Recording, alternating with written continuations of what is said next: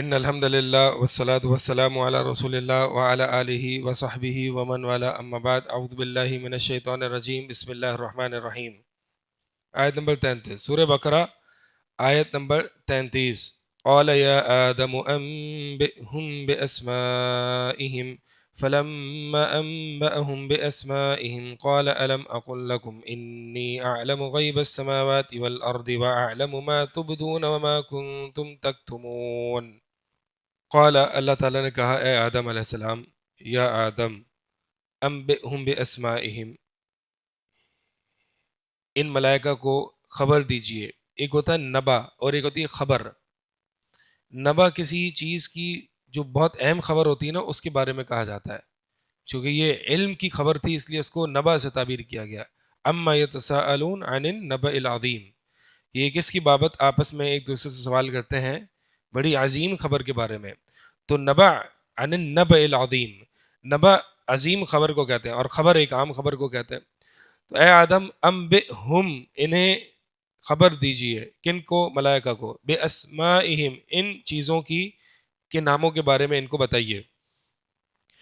کن چیزوں کے ناموں کے بارے میں کل سے بات ہو گئی تھی، ٹھیک ہے؟ تو اس پہ یعنی اللہ تعالیٰ نے جو ہے وہ ملائکہ پر آدم علیہ السلام کو تمام چیزوں کے نام سکھائے تھے، اور پھر ملائکہ پر وہ چیزیں پیش کی اور بتایا اور کہا کہ بتاؤ ان کے نام کیا ہیں اگر تم واقعی سچے ہو۔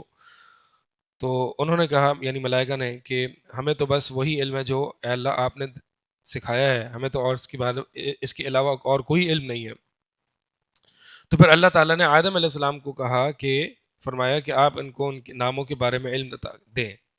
فلما انبأهم باسمائهم، پس جب آدم علیہ السلام نے ان کے ناموں کے بارے میں ان کو خبر دی، تو قال، تو کہا اللہ تعالیٰ نے، الم اقل لکم، کہ کیا میں نے تم سے یہ بات نہیں کہی تھی کہ انی اعلم غیب السماوات والارض، کہ میں آسمان اور زمینوں کے غیب کو جانتا ہوں۔ یہ السماوات یہ جمع آیا ہے اور ارض یہ مفرد آیا ہے، حالانکہ ارض بھی یہ جمع ہے، جیسے کہ 7 آسمان ہے نا، ایسی 7 زمینیں ہیں، لیکن ارض جو ہے یہ باعتبار اسم جنس ہے، اور السماوات یہ تعداد کے اعتبار سے یہاں پہ ذکر کیا گیا ہے۔ تو اسم جنس ہے، اور ویسے تو ارض جو ہے وہ 7 زمینیں ہی ہیں، جس طرح 7 آسمان ہیں۔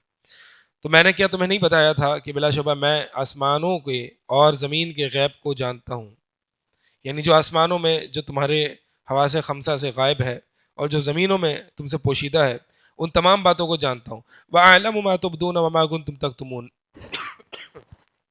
اور میں جانتا ہوں کہ جو کچھ تم ظاہر کرتے ہو، یعنی اللہ تعالیٰ ملائکہ سے فرما رہا ہے میں وہ بھی جانتا ہوں کہ جو تم کچھ ظاہر کر رہے ہو اور جو کچھ تم چھپاتے ہو۔ اچھا، کیا ظاہر کر رہے ہیں اور کیا چھپاتے ہیں؟ یعنی ما تبدون، کیا ظاہر کر رہے ہیں؟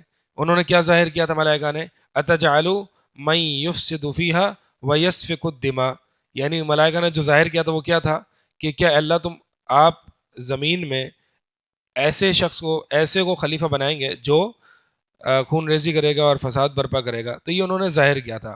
وما کنتم تکتمون، اور چھپایا کیا تھا؟ تو ابن عباس اور ابن مسعود رضی اللہ تعالیٰ عنہما فرماتے ہیں کہ جو چھپایا تھا وہ ان میں سے ابلیس سے چھپایا تھا، ابلیس سے چھپایا تھا۔ اور وہ ابلیس سے کیا چھپایا تھا؟ کبر چھپایا تھا۔ یعنی یہ جو ملائکہ کی جماعت تھی ان میں ابلیس بھی تھا، ٹھیک ہے؟ اگرچہ ابلیس ملائکہ سے نہیں ہے، ابلیس جن ہے، کان من الجن ففسق عن امر ربی، جن میں سے ہے، اور یہ ملائکہ نور سے پیدا ہوئے ہیں، یہ جو ہے وہ جن جو ہے وہ آگ اور اس کے دھواں سے پیدا ہوا ہے۔ تو لیکن یہ چونکہ ملائکہ کی جماعت میں رہا کرتا تھا ابلیس، لیکن اس کے اندر کبر تھا، اور یہ کبر جو ہے وہ اس وقت باہر آیا جب اللہ تعالیٰ کے یہ حکم آیا۔ تو وما کنتم تکتمون، جو تم چھپاتے ہو۔ اب اس پوری جماعت میں چھپانے والا کون ہے؟ ابلیس، لیکن اللہ تعالیٰ نے یہاں پہ جمع کے صیغے سے خطاب کیا ہے کہ میں وہ بھی جانتا ہوں جو تم چھپاتے ہو۔ اور یہ بالکل اس کا عربی میں شاہد موجود ہے، اس کی عربی میں دلیل موجود ہے کہ جب بھی کسی قوم کو خطاب کیا جاتا ہے اور کسی قوم کے ایک بندے کو خطاب کیا جاتا ہے تو جمع کے صیغے سے خطاب کیا جاتا ہے، جیسے کہ نبی علیہ الصلوۃ والسلام یا اس طرح فرماتے کہ ان لوگوں کو کیا ہو گیا ہے، ما بال اقوام، ان لوگوں کو کیا ہو گیا، حالانکہ وہ غلطی کسی ایک شخص نے کی ہوتی تھی، لیکن یہ انکار کا ایک طریقہ ہوتا ہے اور ابو العالیہ رحمہ اللہ فرماتے ہیں کہ جو انہوں نے چھپایا تھا وہ یہ تھا کہ اللہ تعالیٰ ایسی مخلوق کو پیدا نہیں کرے گا جو ہم سے زیادہ معزز اور زیادہ جاننے والی ہے، یعنی ان کا چھپانا یہ تھا۔ تو بہرحال دونوں معنی ہو سکتے ہیں۔ جب بھی میں آپ کو سلف کے اقوال سے شواہد پیش کروں نا کہ یہ بھی قول ہے یہ بھی قول ہے، اس کا مطلب یہ نہیں کہ اختلاف ہے، اس کا مطلب یہ ہے کہ اس قرآن کی جامعیت اتنی ہے کہ یہ بھی معنی ہے اور یہ بھی معنی ہے اور یہ بھی معنی ہے، ٹھیک ہے۔ یہ باتیں ہم اصول تفسیر میں پڑھتے ہیں کہ ایک ہوتا ہے اختلاف تنوع، ایک ہوتا ہے اختلاف تضاد۔ اختلاف تنوع کہ اس آیت کا معنی یہ بھی ہے یہ بھی ہے یہ بھی ہے، یہ تنوع ہے، یعنی ایک قول دوسرے کے مخالف نہیں ہے۔ اختلاف تضاد یہ ہوتا ہے کہ مختلف اقوال ایک دوسرے کے مخالف ہیں، تو پھر وہاں پر ترجیح دی جاتی ہے، تفسیر میں وہاں پر ترجیح دی جاتی ہے، لیکن اختلاف تنوع میں ترجیح نہیں دی جاتی۔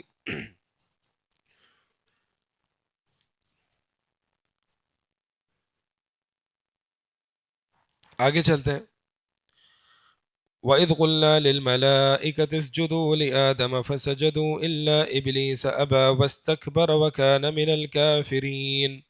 وَإِذْ، میں نے آپ کو پہلے بھی بتایا یہ جو اذ ہے نا، اذ یہ ظرف ہے اور اس کا یہ محذوف کے متعلق ہے، یعنی اذکر، اذکر محذوف ہے، اور یہ جو اذ ظرف ہے یہ محل نصب پر ہے، ظرف، ظرف زمان، ٹھیک ہے، یہ ظرف زمان ہے، فی محل مبنی فی محل نصب، اور اس کا جو متعلق ہے وہ اذکر، اذکر سے متعلق ہے۔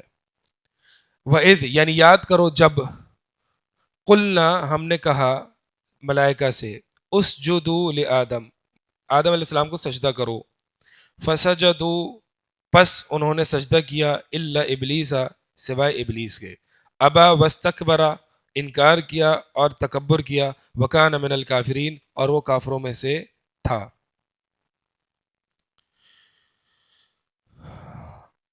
تو یہ اللہ تعالیٰ کا حکم ہے، وَإِذْ قُلْنَا، اس سے اللہ تعالیٰ کا قول ثابت ہوتا ہے، کلام ثابت ہوتا ہے، اس سے اللہ تعالیٰ کا کلام ثابت ہوتا ہے، جبکہ اہل سنہ کا عقیدہ ہے کہ اللہ تعالیٰ کلام کرتا ہے بالحرف والصوت، حرف اور صوت کے ساتھ، ٹھیک ہے، تبھی تو ملائکہ نے سنا اور پھر اس پر عمل کیا۔ اچھا، ملائکہ سے کہا اسجدوا لآدم، سجدہ کرو، یہ سجدہ حقیقی سجدہ ہے۔ اچھا، یہ سجدہ ویسے ہی سجدہ جو کہ سجدہ تعظیمی جو کہ یوسف علیہ السلام کے بھائیوں نے یوسف علیہ السلام کو کیا تھا، جیسے کہ سورہ یوسف میں آتا ہے۔ پہلے کی شریعت میں یہ سجدہ تعظیمی جائز تھا، لیکن اس شریعت میں یہ سجدہ تعظیمی حرام ہے۔ حرام ہے یا شرک ہے؟ حرام ہے، شرک نہیں ہے۔ شرک تب بنے گا جب عبادت کی نیت سے کیا جائے نا۔ تو یہ سجدہ تعظیم، جیسے کہ نبی علیہ السلام نے فرمایا کہ اگر کسی کو سجدہ کرنے کی، اللہ کے علاوہ کسی کو سجدہ کرنے کی اجازت ہوتی تو میں ایک عورت کو حکم دیتا کہ وہ اپنے خاوند کو سجدہ کرے، یعنی اس کا مطلب یہ ہے کہ خاوند کو سجدہ کرے، وہ عبادت والا نہیں، وہ تعظیمی عزت والا سجدہ، تعظیم کا سجدہ۔ تو یہ پہلے کی شریعتوں میں جائز تھا، اس شریعت میں حرام ہے۔ تو بہرحال یہ وہی سجدہ ہے کہ ملائکہ نے آدم علیہ السلام کو سجدہ، فسجدو، فا، یہاں پہ فا آیا، اور آپ جانتے ہوں گے کہ یہ فا جو ہے یہ حرف عطف ہے، یہ ترتیب اور تعقیب کے لیے آتا ہے، یعنی جیسے ہی اللہ کا حکم آیا فوراً بغیر کسی تردد کے اور تاخیر کے انہوں نے سجدہ کیا، اور اللہ کے حکم کا اللہ کے حکم کے ساتھ ہمارا یہی رویہ ہونا چاہیے۔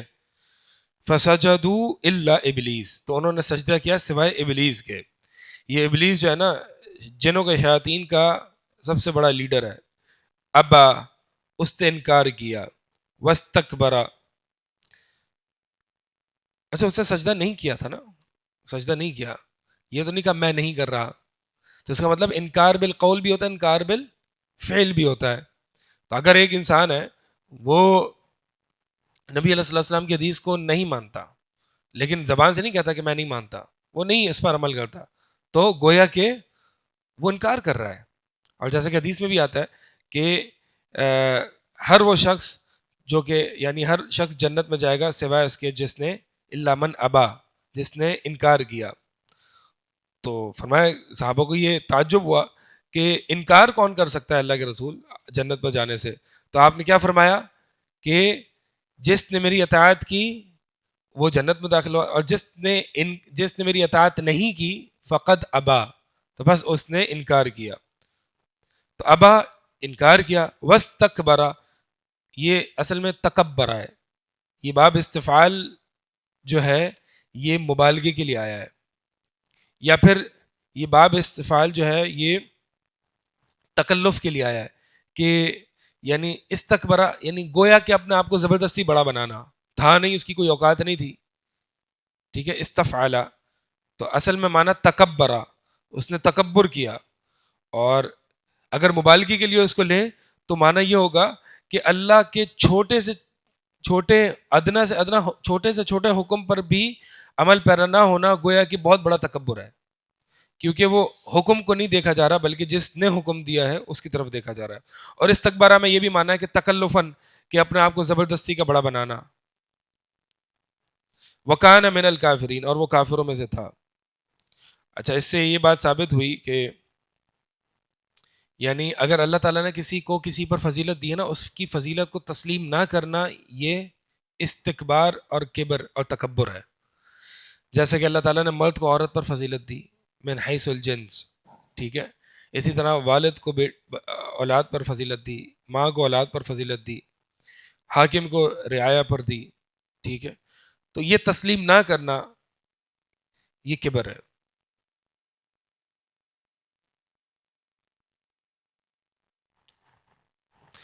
اب سوال یہ پیدا ہوتا ہے کہ یہ یہاں پہ یہ بات ذکر نہیں ہے کہ کیوں تکبر کیا، ابلیس نے تکبر کیوں کیا، لیکن قرآن میں دیگر جگہ اس کا ذکر ہے. کیا فرمایا؟ انا خیر منہ خلقتنی من نار وخلقتہ من طین، کہ میں اس سے بہتر ہوں. یعنی موجب استکبار کیا ہے یا تکبر کی وجہ کیا ہے؟ کہ میں اس سے بہتر ہوں، تو نے مجھے آگ سے پیدا کیا اور اسے تو نے تین سے پیدا کیا. ابن القیم رحمہ اللہ نے یہ جو ابلیس نے سب سے پہلا قیاس مع الفارق یعنی باطل قیاس، ابلیس وہ تھا جس نے سب سے پہلا غلط اور فاسد قیاس کیا. اور اس قیاس کا جو خرابی ہے اور فساد ہے وہ کئی وجوہ سے ابن القیم نے جو ہے وہ ذکر کیا ہے.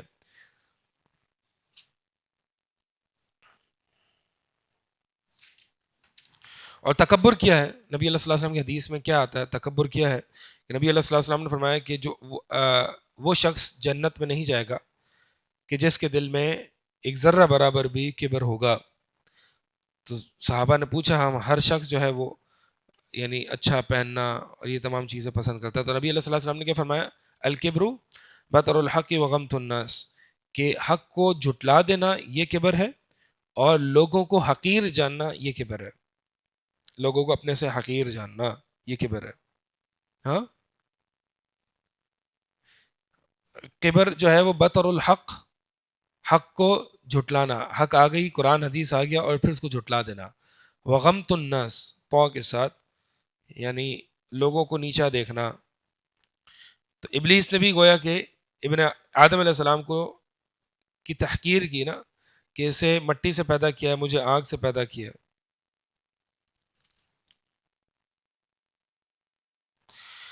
ایک اور حدیث میں آتا ہے، سی مسلم کی حدیث ہے، نبی علیہ الصلوۃ والسلام نے فرمایا کہ جب ابن آدم جب سجدہ تلاوت کی آیت پڑھتا ہے تو سجدہ کرتا ہے، تو شیطان جو ہے وہ روتے ہوئے اس سے دور ہو جاتا ہے اور کہتا ہے کہ ہائے بربادی ہو، ابن آدم کو سجدے کا حکم دیا گیا، اس نے سجدہ کیا اور اس کے لیے جنت ہے، اور مجھے سجدہ کا حکم دیا گیا تھا، میں نے نافرمانی کی اور میرے لیے جہنم ہے. یعنی سجدہ تلاوت کرنا شیطان کو رلانا ہے. تو یہ بہت تاکیدی حکم ہے اس کا کہ سجدہ تلاوت فرض تو نہیں ہے، لیکن سجدہ تلاوت جو ہے وہ شیطان کو رلاتا ہے، مایوس کرتا ہے، اور یہ ہمارا دشمن ہے، ہمیں اس کو رلانا چاہیے، بار بار اس کو مایوس کرنا چاہیے. آگے آیت نمبر 35، وَقُلْنَا يَا آدَمُ اسْكُنْ أَنْتَ وَزَوْجُكَ الْجَنَّةَ وَكُلَا مِنْهَا رَغَدًا حَيْثُ شِئْتُمَا وَلَا تَقْرَبَا هَذِهِ الشَّجَرَةَ فَتَكُونَا مِنَ الظَّالِمِينَ. وَقُلْنَا اور ہم نے کہا یا آدم، اے آدم، اسکن، آپ اس میں سکونت اختیار کیجئے، آپ اس میں رہیے، ٹھہریے. کس میں؟ آگے آ رہا ہے اسکن انت، آپ اور آپ کی زوجہ، یعنی آپ دیکھیں حکم کس کو دیا جا رہا ہے ٹھہرنے کا، سکونت کا، مرد کو، ٹھیک ہے، اور پھر زوجہ اس کے تابع ہے. اسکن، حالانکہ یوں بھی تو ہو سکتا تھا کہ وقلنا اسکنا تسنیہ کسی کے ساتھ، تم دونوں ٹھہرو، ٹھیک ہے، جیسے کہ ہارون اور موسیٰ علیہ السلام کو حکم تھا اذهبا الی فرعون، لیکن حکم کس کو دیا؟ مرد کو. تو اس کا مطلب یہ ہے کہ سکونت، گھر وغیرہ کے معاملات، خرچے کے معاملات، یہ کس کی ذمہ داری ہے؟ یہ مرد کی ہے. یا آدم اسکن، یا آدم اسکن انت وزوجک الجنہ، آپ اور آپ کی زوجہ جنت میں رہے. یہ انتا اس لیے لائے کہ زوجہ کی جو ہے وہ عطف کیا جا سکے اس پر، ٹھیک ہے. یوں نہیں ہو سکتا تھا اسکن وزوجک، یوں نہیں ہو سکتا تھا. زوجہ یعنی عطف لانے کے لیے انتا لانا ضروری ہے. تو آپ اور آپ کی زوجہ رہیں جنت میں، وَكُلَا مِنْهَا، اور دونوں کھاؤ. اب جو کھانے کا ہے تو پھر کھانے میں دونوں شریک ہے، ٹھیک ہے. تو یہاں پہ کلا کہا، کلا منہا، اور اس جنت میں سے کھاؤ، رغدن، کھلا، بغیر کسی حساب کے کھلا کھاؤ. اس کا مطلب کھلا کھانے کی اجازت کہاں ہے؟ جنت میں. یہاں نہیں ہے. یہاں ایک مومن جو ہے نا وہ ایک آنت میں کھاتا ہے، جیسے کہ حدیث میں آتی ہے، زیادہ سے زیادہ ایک تہائی حصہ کھاتا ہے، ایک تہائی حصہ پانی کے لیے اور ایک تہائی حصہ سانس کے لیے. کافر 7 آتوں میں کھاتا ہے، کافر کی صفات ہے 7 آتوں میں کھانا، پیٹ بھر بھر کے کھانا، ہر وقت پیٹ بھر کے کھانا، ٹھیک ہے. والذین کفروا یتمتعون ویأکلون کما تأکل الانعام، کہ کافر جو ہے ایسے کھاتے ہیں جیسے کہ چوپائے کھاتے ہیں، جانور کھاتے ہیں، پیٹ بھر بھر کے. لیکن تو یہ وضع جو کلا منہا رغدن حیث شئتما، تو رغدہ جو کھانا ہے نا وہ جنت میں ہے. تو کھلم کھلا یہاں نہیں کھانا، کبھی کبھار انسان کھا لے تو ٹھیک ہے. خاص طور پر ہم جو رمضان میں افطاری میں تکلفات کر رہے ہوتے ہیں نا، یعنی حصہ بن چکا ہے ہماری. کیا آ پڑے گی، کیا مصیبت سر پر آ پڑے گی اگر فرائی نہیں ہوگی اور شربت نہیں ہوگا اور مشروبات نہیں ہوں گے. تو کیا صرف کھجور سے روزہ کھولنا حرام ہے؟ کیا صرف کھجور ہو جائے یا بس تھوڑا بہت فروٹ ہو جائے؟ کیوں ہر دفعہ اتنے تکلف اور فروٹ چاٹ، اور پھر اس کو بنانے میں اتنی، پتہ نہیں. یہیں پہ ہم نے رغدہ سمجھ لیا ہے، جیسے کہ کل ہم نے رغدہ نہیں کرنا، ٹھیک ہے. اور یہ جنت کون سی ہے؟ جنت جو ہے وہ اہل علم کا اختلاف ہے، اور کئی اہل علم کا یہی قول ہے کہ جنت جو ہے وہ یہ آسمان والی جنت ہے. یہ آسمانوں پر جو جنت ہے، یعنی جو حقیقی جنت ہے، یہ زمین والی جنت نہیں ہے. کیونکہ احبطا جمیعا، آگے جو ہے وہ قرآن کی آیت آ رہی ہے کل نحبطوا منہا، کہ نیچے احبطوا کہتے ہیں نیچے اترنے کو. تو اس کا اس سے یہ پتہ چلتا ہے کہ یہ جنت آسمان میں تھی. اور اس سے بھی پتہ چلتا ہے کھلم کھاؤ سے، حیث شئتما، جہاں کہیں سے تم چاہو. ہاں ایک پابندی ہے، ولا تقربا، ہاں دونوں قریب نہ جانا، هذه الشجرہ، اس درخت کے، فتکونا، پس اس صورت میں تم کیا ہو جاؤ گے؟ من الظالمین، ظالموں میں سے، اس صورت میں تم ظالموں میں سے ہو جاؤ گے. اچھا یہ جو اسکن کے جو فعل امر ہے نا، یہ فعل امر جو ہے یہ احسان جتلانے کے لیے ہے، جیسے کہ کھاؤ پیو. اس کا مطلب یہ نہیں کہ فعل امر وجوب کے لیے جی اب کھانا پڑے گا. تو فعل امر کے مختلف سیاق ہوتے ہیں. ہم جو ہے نا جو طلبہ بس فعل امر وجوب کے لیے ہوتا ہے وہ ہنس کو ہر جگہ جو ہے اپلائی کرنا شروع کر دیتے ہیں. نہیں، فعل امر کے سیاق ہوتے ہیں. اب یہاں پہ فعل امر کس کے لیے؟ امتنان کے لیے، یعنی احسان جتلانے کے لیے. ہم نے پہلے پڑھا تھا فَأْتُوا بِصُورَةٍ، کہ اس جیسی صورت لے آؤ، یہ بھی فعل امر ہے، لیکن وہ فعل امر کس کے لیے تھا؟ تعجیز کے لیے، تحدید کے لیے. تعجیز یعنی عاجز کرنے کے لیے، چیلنج کے لیے، ٹھیک ہے. فتکون من الظالمین، تو تم دونوں ظالموں میں سے ہو جاؤ گے. ظالموں میں سے کیسے ہو جاؤ گے؟ یعنی اللہ کی نافرمانی کرنا یہ ظلم ہے، اپنے نفس پر ظلم ہے. کیونکہ ظلم کس کو کہتے ہیں؟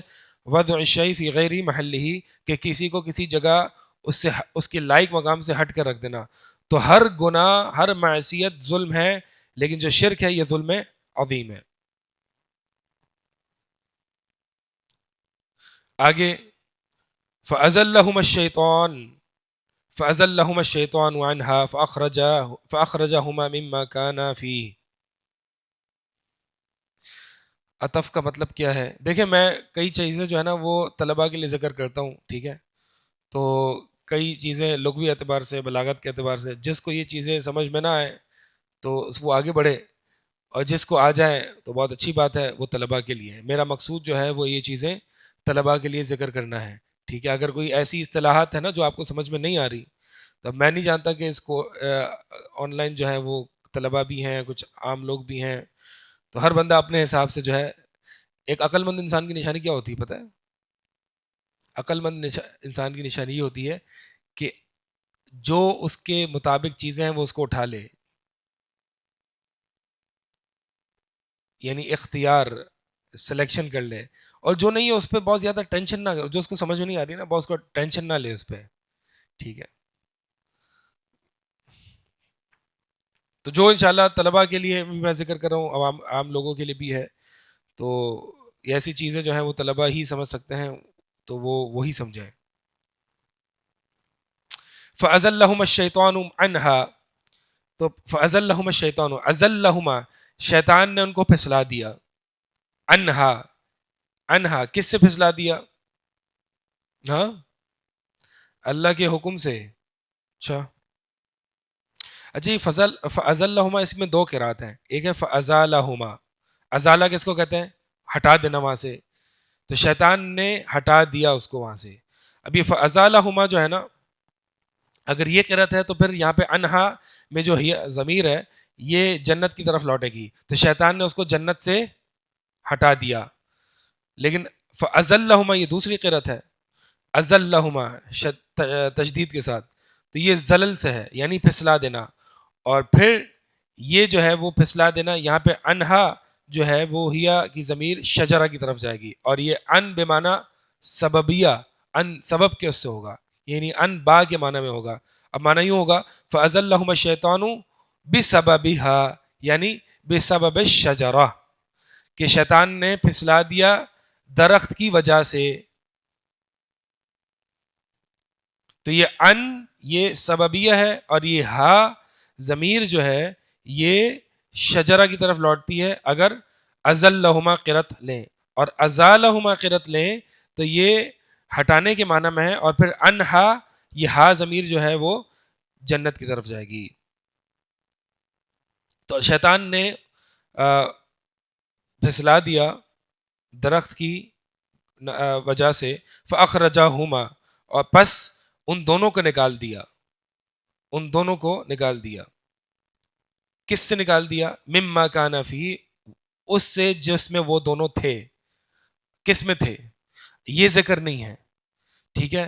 یعنی یہ بات یہاں پہ یعنی ذکر نہیں کیا کہ کس میں تھے، یہ اس بات کی جلالت اور عظمت بتلانے کے لیے کہ بہت بڑی چیز میں تھے یہ۔ جب بھی کسی چیز کی کو تعین نہ کیا جائے نا، تو اس سے یہ پتہ چلتا ہے کہ وہ چیز بڑی عظیم تھی، یعنی اس کے پاس ہے وہ جو ہے، کیا ہے بھائی؟ بس وہ ہے، بہت کچھ ہے، ٹھیک ہے؟ تو نکال، اب یہ دیکھیں بلاغی پہلو ہیں، یہ عربی اسلوب ہے۔ فَأَخْرَجَهُمَا مِمَّا كَانَ فِيهِ، تو اللہ تعالیٰ یوں بھی تو کہہ سکتا تھا نا فَأَخْرَجَهُمَا مِنَ الْجَنَّةِ، جنت سے نکال دیا، یوں نہیں کہا، کیا فرمایا؟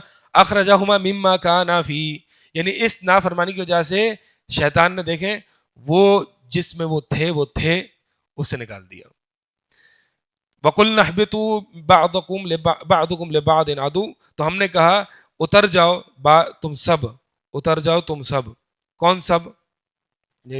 آدم علیہ السلام، حوا علیہ السلام، بعضکم لبعض عدو، بعض تمہارا بعض کا دشمن ہے، یعنی بعض کا دشمن ہے، یعنی اس میں دونوں معنی ہے کہ ابلیس انسانوں کا دشمن ہے اور انسان ایک دوسرے کے دشمن ہے۔ وَلَكُمْ فِي الْأَرْضِ مُسْتَقَرٌّ وَمَتَاعٌ إِلَىٰ حِينٍ، اور تمہارے لیے اس زمین میں ٹھہرنا ہے، وَمَتَاعٌ اور فائدہ اٹھانا ہے، إِلَىٰ حِينٍ ایک مقررہ وقت تک، ایک مقررہ وقت تک۔ اسے پتہ چلا کہ یہ زمین ہمیشہ کے لیے نہیں ہے، یہ دنیا ہمیشہ کے لیے نہیں ہے، یہ ایک وقت تک فائدہ بھی ہے اور ایک وقت تک ٹھہرنا بھی ہے۔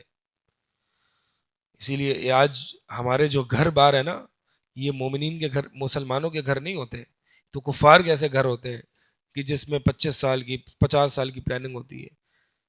مسلمانوں کے گھر ایسے نہیں ہوتے. اسی لیے ایک موقع پر نبی علیہ السلام نے ایک صحابی کو دیکھا، وہ دیوار گر گئی تھی تو اس کو رینوویٹ کر رہے تھے، اس کی اصلاح کر رہے تھے. تو نبی علیہ السلام نے فرمایا کہ ار الامر اعجل من ذالک، کہ موت کا معاملہ اس سے بھی زیادہ قریب ہے. یعنی یہ کوئی دیوار سیٹ کرتے کرتے کوئی آخرت کا معاملہ نہ بھول جانا. حالانکہ وہ دیوار گر گئی، اس کی اصلاح کر رہے ہیں، اور آج ہم بڑے بڑے گھر بنا رہے ہیں، پلاٹ رہ رہے ہیں، اس کی بڑی بڑی پلاننگ ہو رہی ہے. کوئی آج یہ دیکھ کے کہہ ہی نہیں سکتا کہ آج ہمارے گھر جو ہے یہ وہ لوگ ہیں جو اس گھروں میں رہ رہے ہیں جن کا آخرت پر یقین ہے، جن کا آخرت پر یقین ہے. ہم تو ایسی غیر گزری قوم ہے کہ ہم سفر میں بھی جاتے ہیں تو وہاں پہ بھی ہمیں 5 اسٹار ہوٹل چاہیے ہوتی ہیں، حالانکہ وہ تو ہمیں بھی پتہ ہے کہ وہ عارضی ہیں، پھر بھی یہ ساری چیزیں A1 ہونی چاہیے. کیسے لوگ ہیں ہم، کیسے مسلمان ہیں؟ تو یہ وَلَكُمْ فِي الْأَرْضِ مُسْتَقَرٌ، اصل ہمارا کیا ہے؟ اصل تو جنت ہے، وہاں سے ہم نکالے گئے ہیں اور ہم نے وہیں جانا ہے، وہیں ٹھکانا ہے انشاءاللہ. فَأَذَلَّهُمَ الشَّيْطَانُ، شیطان جو ہے یہ شطنہ سے ہے. شطنہ کا معنی ہوتا ہے بعودا، یعنی بعودا عن رحمت اللہ، اللہ کی رحمت سے دور ہونا.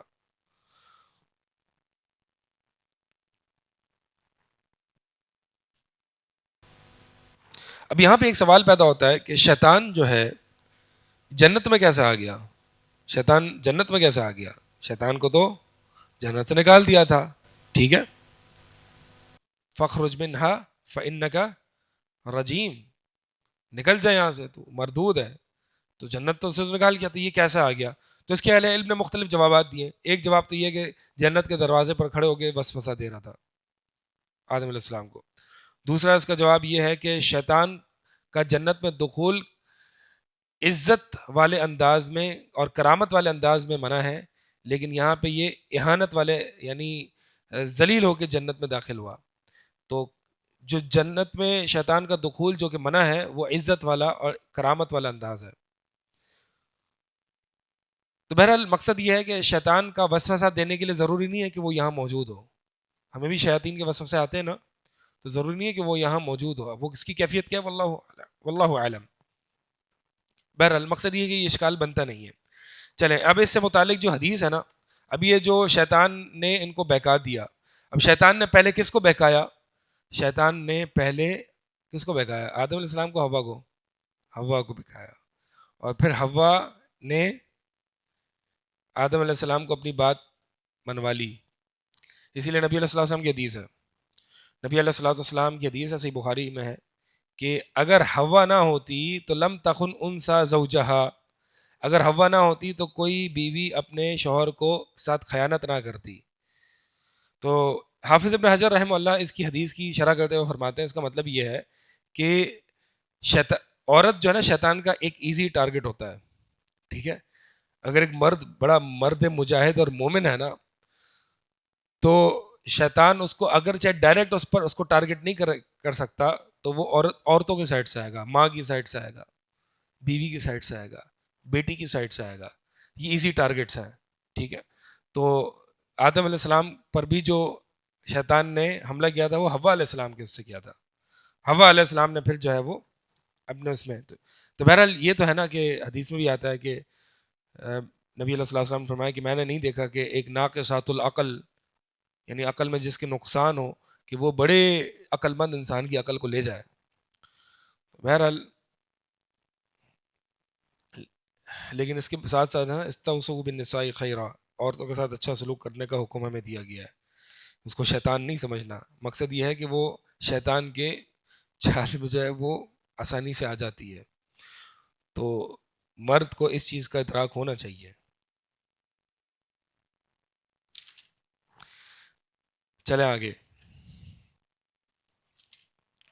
امام مجاہد رحمہ اللہ کا قول ہے، یعنی اہبطوا بعضکم لبعض، یعنی ابلیس اور آدم علیہ السلام، کہ تمہارا بعض کا دشمن ہے، یعنی ابلیس اور آدم یہ دونوں آپس میں دشمن ہیں. آگے فَتَلَقَّى آدَمُ مِن رَبِّهِ كَلِمَاتٍ فَتَابَ عَلَيْهِ إِنَّهُ هُوَ التَّوَّابُ الرَّحِيمُ. فَتَلَقَّى، تو آدم علیہ السلام نے لیا، حاصل کیا، لیا اخذ کیا، من رب ہی اپنے رب کی طرف سے، کلمات، کلمات لیے، اور یہ کلمات کون سے تھے؟ ربنا ظلمنا انفسنا وان لم تغفر لنا وترحمنا لنکونن من الخاسرین، فتاب علیہ، پس اللہ نے ان کی توبہ قبول کی، انہ هو التواب الرحیم، بلا شبہ وہی تواب ہے، بہت زیادہ توبہ قبول کرنے والا ہے، رحیم بہت زیادہ مہربان ہے، رحمت کرنے والا ہے، رحم کرنے والا ہے۔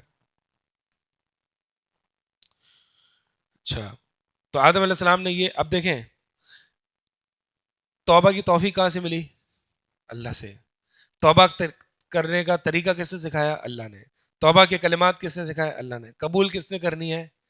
اللہ نے۔ اس کا مطلب یہ ہے تمام معاملات یہ اللہ کی طرف ہی لوٹتے ہیں، توبہ کی توفیق بھی وہی دیتا ہے، سکھاتا بھی وہی ہے، کلمات کو دل میں ڈالتا بھی وہی ہے، اور پھر قبول بھی وہی کرتا ہے۔ اس سے بڑا کوئی تواب ہو سکتا ہے؟ تو یہی معنی تواب کا کہ انہ هو التواب الرحیم، بہت زیادہ توبہ قبول کرنے والا، توبہ کی توفیق دینے والا، الرحیم بہت زیادہ مہربانی کرنے والا۔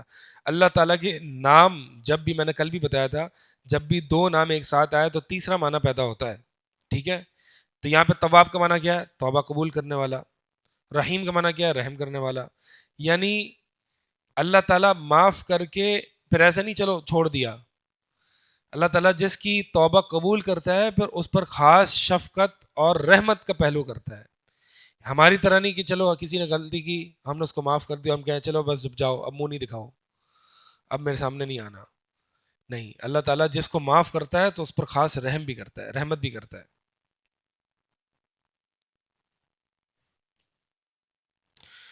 قُلْنَا اهْبِطُوا مِنْهَا جَمِيعًا فَإِمَّا يَأْتِيَنَّكُم مِّنِّي هُدًى فَمَن تَبِعَ هُدَايَ فَلَا خَوْفٌ عَلَيْهِمْ وَلَا هُمْ يَحْزَنُونَ۔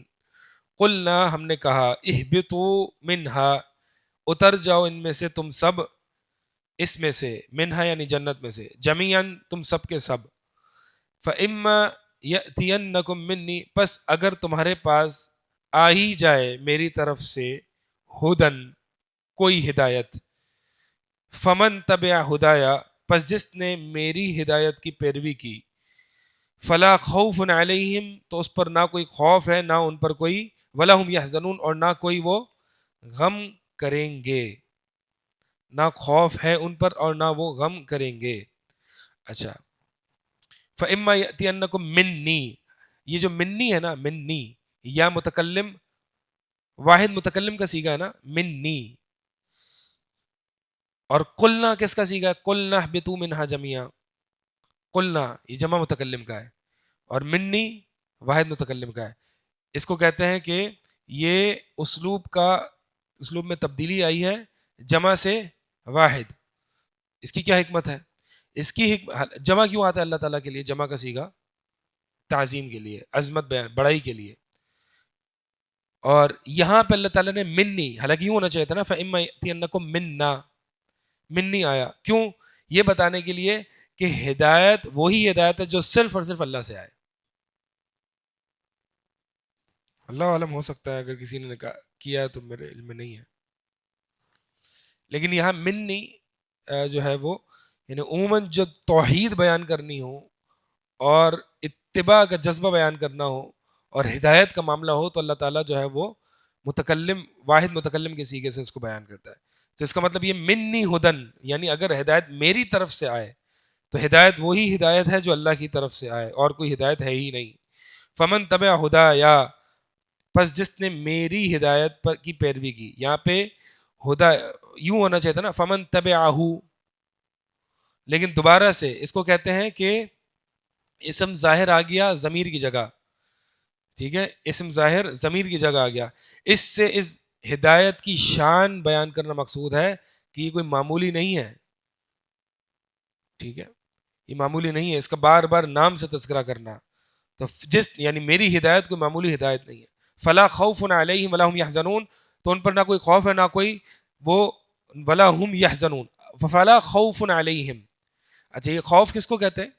یہ مستقبل کے بارے میں ہوتا ہے نا، مستقبل کے بارے میں ہوتا ہے، تو ان پر کوئی خوف نہیں ہے کہ مستقبل میں ان کے ساتھ کیا ہوگا، دنیا کا مستقبل ہو، قبر کا مستقبل ہو، آخرت کا مستقبل ہو، کوئی خوف نہیں ہے۔ ولا هم يحزنون، یہ جو حزن ہے یہ ماضی کے بارے میں ہوتا ہے، یعنی جو وہ پیچھے چھوڑ گئے، ان کی اولاد ہے، ان کی بیوی ہے، جو کچھ ان کے پیچھے جو کچھ ہو چکا اس پر ان کو کوئی غم نہیں ہے۔ اچھا یہاں پہ ہدا سے مراد کیا ہے؟ فَإِمَّا يَأْتِيَنَّكُم مِّنِّي هُدًى. ابو العالیہ رحمہ اللہ فرماتے ہیں یہاں ہدا سے مراد انبیاء، رسول اور کتابیں ہیں، یعنی میری طرف سے تمہارے پاس کوئی رسول آ جائیں، کتابیں آئیں یا انبیاء آئیں.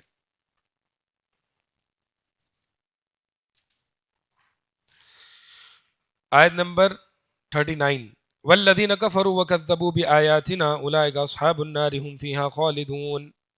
اور وہ لوگ جنہوں نے کفر کیا، وکذبوا بآیاتنا، اور ہماری آیات کو جھٹلایا، اولئک اصحاب النار، ان کے وہ لوگ وہی اصحاب نار ہیں، جہنم والے ہیں، آگ والے ہیں. ہم فیہا خالدون، وہ اس میں ہمیشہ رہیں گے. والذین کفروا وکذبوا، یہ کفر اور تکذیب، یہ کفر عام ہے، تکذیب خاص ہے. کفر مختلف نوعیت کا ہوتا ہے. کفر تکذیب والا بھی ہوتا ہے کہ جھٹلا دینا، سچ نہ ماننا، جھوٹا ثابت کر دینا، جھوٹا ماننا، یعنی قرآن کی تکذیب کرنے کا مطلب کیا ہے کہ قرآن کو سچا نہ ماننا. اور کفر اعراض کا بھی ہوتا ہے کہ کلی طور پر دین سے اعراض کرنا، یہ بھی کفر ہے. اور کفر جو ہے وہ استہزاء بھی ہوتا ہے کہ دین کے ساتھ استہزاء کرنا، یہ بھی کفر ہے. تو کفر کی مختلف قسمیں ہیں.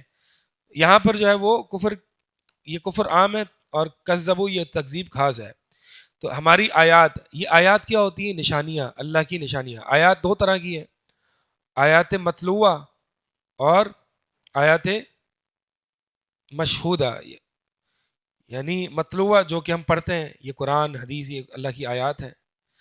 اور جو کہ مشاہدے میں آتی ہیں، چرند پرند، یہ پوری جو دنیا، یہ آیتیں مشہودہ ہیں.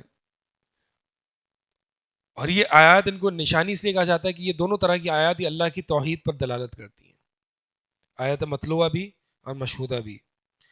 تو اولئک اصحاب النار، یہ اصحاب نار ہیں. اصحاب کس کو کہتے ہیں؟ یہ اصحاب صاحب کی جمع ہے نا. اور صاحب کس کو کہتے ہیں؟ ساتھی کو. جس کا کسی کے ساتھ مستقل ساتھ ہو اس کو ساتھ اصحاب کہا جاتا ہے. تو یہ ایسا نہیں ہے کہ کبھی کبھی جہنم ہوں گے، لیکن مگر جہنم میں ہمیشہ ہوں گے. ہم فیہا خالدون، یہ اس میں ہمیشہ رہیں گے. امام قتادہ والذین کفروا کے بارے میں فرماتے ہیں کہ وہ لوگ جنہوں نے کفر کیا، اس سے مراد قریش کے مشرکین ہیں. اب یہاں پہ دیکھیں قتادہ رحمہ اللہ نے ایک مثال سے تفسیر کی ہے، مثال سے تفسیر کی ہے. کیا کہ والذین کفروا، حالانکہ آیت عام ہے جنہوں نے کفر کیا، اس میں قریش مکہ بھی آ جاتے ہیں، اس میں یہود و نصارہ بھی آ جاتے ہیں، مجوسی بھی آ جاتے ہیں، سب آ جاتے ہیں. لیکن امام قتادہ رحمہ اللہ نے یہاں پہ ایک مثال دے کے، ایک مثال سے تفسیر فرمائی. میں نے یہ کل بھی بتایا تھا کہ اسلاف جو ہیں وہ تفسیر مثالیں ذکر کر کے بتاتے ہیں تاکہ معنی مزید واضح ہو جائے.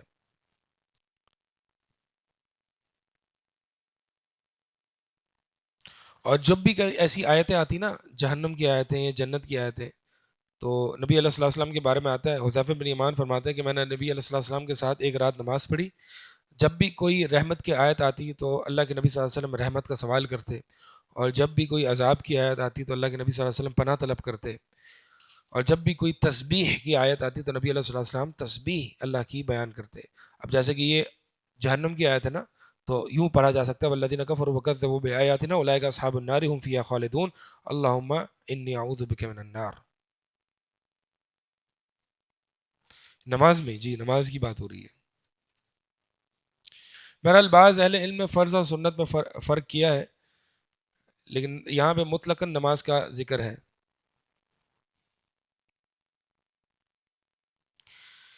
یعنی تفریق کی دلیل ہونی چاہیے. جو نبی علیہ الصلوۃ والسلام سے سنت میں، نوافل میں ثابت ہے، وہ جو ہے وہ فرض میں اگر نہیں لیا جا رہا تو پھر اس کی دلیل ہونی چاہیے کہ فرض میں کیوں نہیں لی جا رہا. میرے علم میں ایسی کوئی دلیل نہیں ہے. اہل علم میں اس میں فرق کیا ہے. ویسے وہ میرے علم میں نہیں ہے اس کی حدیث صحیح ہے یا نہیں سند. لیکن جیسے کہ سبح اسم ربک الاعلی، اب اسی حدیث میں نا سبحان ربی الاعلی، تو اللہ کی تسبیح بیان کرنا یہ ثابت ہے نبی علیہ الصلوۃ والسلام سے. ٹھیک ہے، یہ ابو داؤد اور مسند احمد اور ترمذی وغیرہ میں روایت موجود ہے. آگے اب بنی اسرائیل کی کو مخاطب کیا جا رہا ہے یہاں سے جو بھی آیات ہیں آگے کی بنو اسرائیل کو مخاطب کیا جا رہا ہے، ان کو نعمتیں ان کے پر جو اللہ تعالیٰ نے نعمتیں کی ہیں وہ گنوائی جا رہی ہیں، اور ان نعمتوں کے مقابلے میں جو ان کی حرکتیں ہیں ان پر ان کی ڈانٹ ڈپٹ کی جا رہی ہے اور ان کی توبیخ کی جا رہی ہے، اور اسی ساتھ ضمن میں مسلمانوں کو سمجھایا جا رہا ہے کہ دیکھو تم نے ایسی حرکتیں نہیں کرنی، ہم نے بنو اسرائیل پہ یہ نعمتیں کیں، انہوں نے اس کا جواب یہ دیا، ان کو اللہ تعالیٰ نے ان کے ساتھ ایسا سلوک کیا، تو اے مسلمانوں تم نے آگاہ رہنا ہے، تم نے یہودیوں اور عیسائیوں والی حرکتیں نہیں کرنی، تم پر بھی ہم نے کئی نعمتیں کی ہیں، لہٰذا تم نے ایسی حرکتیں نہیں کرنی، اگر تم ایسی حرکتیں کرو گے وہی انجام ہوگا، وہی ذلت اور محتاجگی، وہی محتاجی جو یہود اور نصارہ پر ہم نے مسلط کی تھی وہ تم پر بھی مسلط ہوگی، اور بعین ہی وہی ہوا، ہمیں سمجھایا ہم نہیں سمجھے، اور ہمارا جو حشر ہے وہی ذلت اور رسوائی والا ہوا۔ تو یا بنی اسرائیل اذکروا نعمتی التی انعمت علیکم واوفوا بعہدی اوفی بعہدکم وایای فارہبون۔ یا بنی اسرائیل، اے بنو اسرائیل، اسرائیل اصل میں یعقوب علیہ السلام کا نام تھا، یعقوب علیہ السلام کا اصل پورا نام کیا تھا؟ یعقوب بن اسحاق بن ابراہیم، یعقوب بن اسحاق بن ابراہیم۔ تو یہاں بنو اسرائیل کو اسرائیل یعنی اسرائیل کی اولاد کہہ کے مخاطب کر کے یہ سمجھا دیا کہ تم کیا کر رہے ہو، تم اسرائیل کی اولاد ہو، تم یعقوب علیہ السلام کی اولاد ہو، تو یعقوب علیہ السلام جیسے بنو، تمہیں کیا ہو گیا ہے، ٹھیک ہے، یعنی جیسے کہ کسی شخص کو اس کا والد اگر نیک ہے تو اس کے والد کے ساتھ اس کو مخاطب کیا جائے کہ دیکھو تم اصل میں یہ تھے، تم کیا کر رہے ہو۔ تو اے بنو اسرائیل اذکروا نعمتی التی انعمت علیکم، یاد کرو میری نعمت، نعمتی میری نعمت، التی، اب چونکہ یہاں پہ بھی واحد متکلم کا صیغہ ہے تو مراد یہ ہے کہ یہ نعمت صرف اور صرف اللہ کی طرف سے ہے۔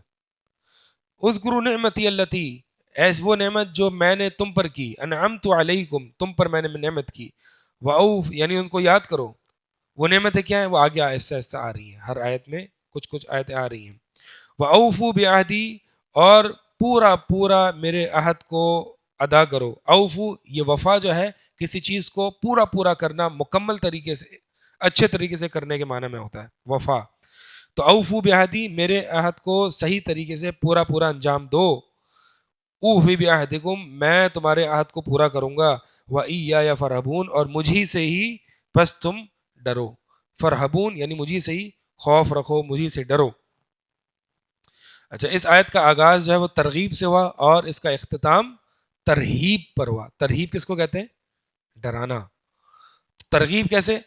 کہ اے بنو اسرائیل تم اسرائیل کی اولاد ہو، اپنے والد کی نعمتوں کو یاد کرو، اپنے والد کے اعمال اور ان کی نیک وکاری کو ذرا پہچانو، تم کس کی اولاد ہو، اور اب میری نعمت کو یاد کرو، اگر تم ایسا نہیں کرو گے فرحبون فایای فرحبون پس مجھے سے ڈرو۔ تو آیت کا یعنی بنو اسرائیل کو جو دعوت ہے اس کا آغاز ترغیب پر ہوا اور اختتام ترہیب پر ہوا۔ ترہیب، ترغیب و ترہیب ہے نا، کس کی کتاب ہے؟ منذری کی ہے رحمہ اللہ۔ پہلے ہمارے لوگ پڑھتے تھے، پتہ نہیں کیوں نہیں پڑھتے، یہ اتنی اچھی اچھی کتابیں ہیں۔ اب یہاں پہ سوال یہ پیدا ہوتا ہے کہ وَأَوْفُوا بِعَهْدِي میرے عہد کو پورا کرو، میرے عہد کو پورا کرو، یہ میرا عہد کیا ہے جسے پورا کرنا ہے؟ اس کی وضاحت یہاں پہ نہیں ہے، سورہ مائدہ میں ہے، سورہ مائدہ میں ہے کہ میرا عہد کیا ہے۔ اللہ تعالیٰ نے فرمایا وقال اللہ انی معکم، اللہ تعالیٰ نے کہا کہ میں تمہارے ساتھ ہوں، لئن اقمتم الصلاۃ وآتیتم الزکاۃ، اگر یہ عہد ہے اگر تم نماز قائم کرتے ہو، زکوٰۃ ادا کرتے ہو، میرے رسولوں پر ایمان لاتے ہو، ان کی مدد کرتے ہو، اور اللہ کو قرض حسنہ دیتے ہو یعنی صدقہ خیرات کرتے ہو، یہ عہد ہے جو میں نے تم سے لینا ہے۔ تو اوفی بعہدکم میں تمہارا عہد پورا کروں گا، وہ کیا ہے؟ لأکفرن عنکم سیئاتکم میں تمہارے گناہوں کو معاف کر دوں گا، اس کا کفارہ بنا دوں گا، ولأدخلنکم مٹا دوں گا، ولأدخلنکم جنات تجری من تحتها الانہار اور ضرور بالضرور تمہیں جنت میں داخل کروں گا جس کے نیچے سے نہریں بہتی ہیں، اور میں تمہارے ساتھ ہوں گا۔ وقال اللہ انی معکم، تو یہ اللہ کا عہد کیا تھا؟ یعنی تم اللہ کے احکامات پر عمل کرو، اللہ کی اطاعت کرو، اللہ تعالیٰ تمہیں جنت میں داخل کرے گا، دنیا میں تمہاری مدد کرے گا، تمہیں غلبہ نصیب کرے گا۔ اور یہی اللہ تعالیٰ کا ہمارے ساتھ بھی عہد ہے، اللہ تعالیٰ کا ہمارے ساتھ بھی یہی عہد ہے۔ فَإِيَّايَ وَإِيَّايَ فَارْهَبُونَ، یہ مفعول کو مقدم لا کے حصر کا معنی پیدا ہو رہا ہے، یعنی مجھ ہی سے ڈرو، مجھ ہی سے ڈرو۔ یہاں پہ بنو اسرائیل کو جو ہے نا اللہ تعالیٰ نے اپنی نعمتوں کا تذکرہ کیا، اور جو شخص بھی ابن تیمیہ رحمہ اللہ فرماتے ہیں، جو شخص بھی اللہ کی محبت کو اپنے اندر سمیٹنا چاہتا ہے، یعنی اللہ سے محبت کرنا چاہتا ہے لیکن اللہ کی محبت اس کے دل میں نہیں آ رہی، تو اسے چاہیے کہ اللہ کی نعمتوں کو یاد کرے جو اس پر ہے، عام اور خاص، عام اور خاص جو مجھ پر نعمت ہے اللہ تعالیٰ کی، اس کو یاد کرے۔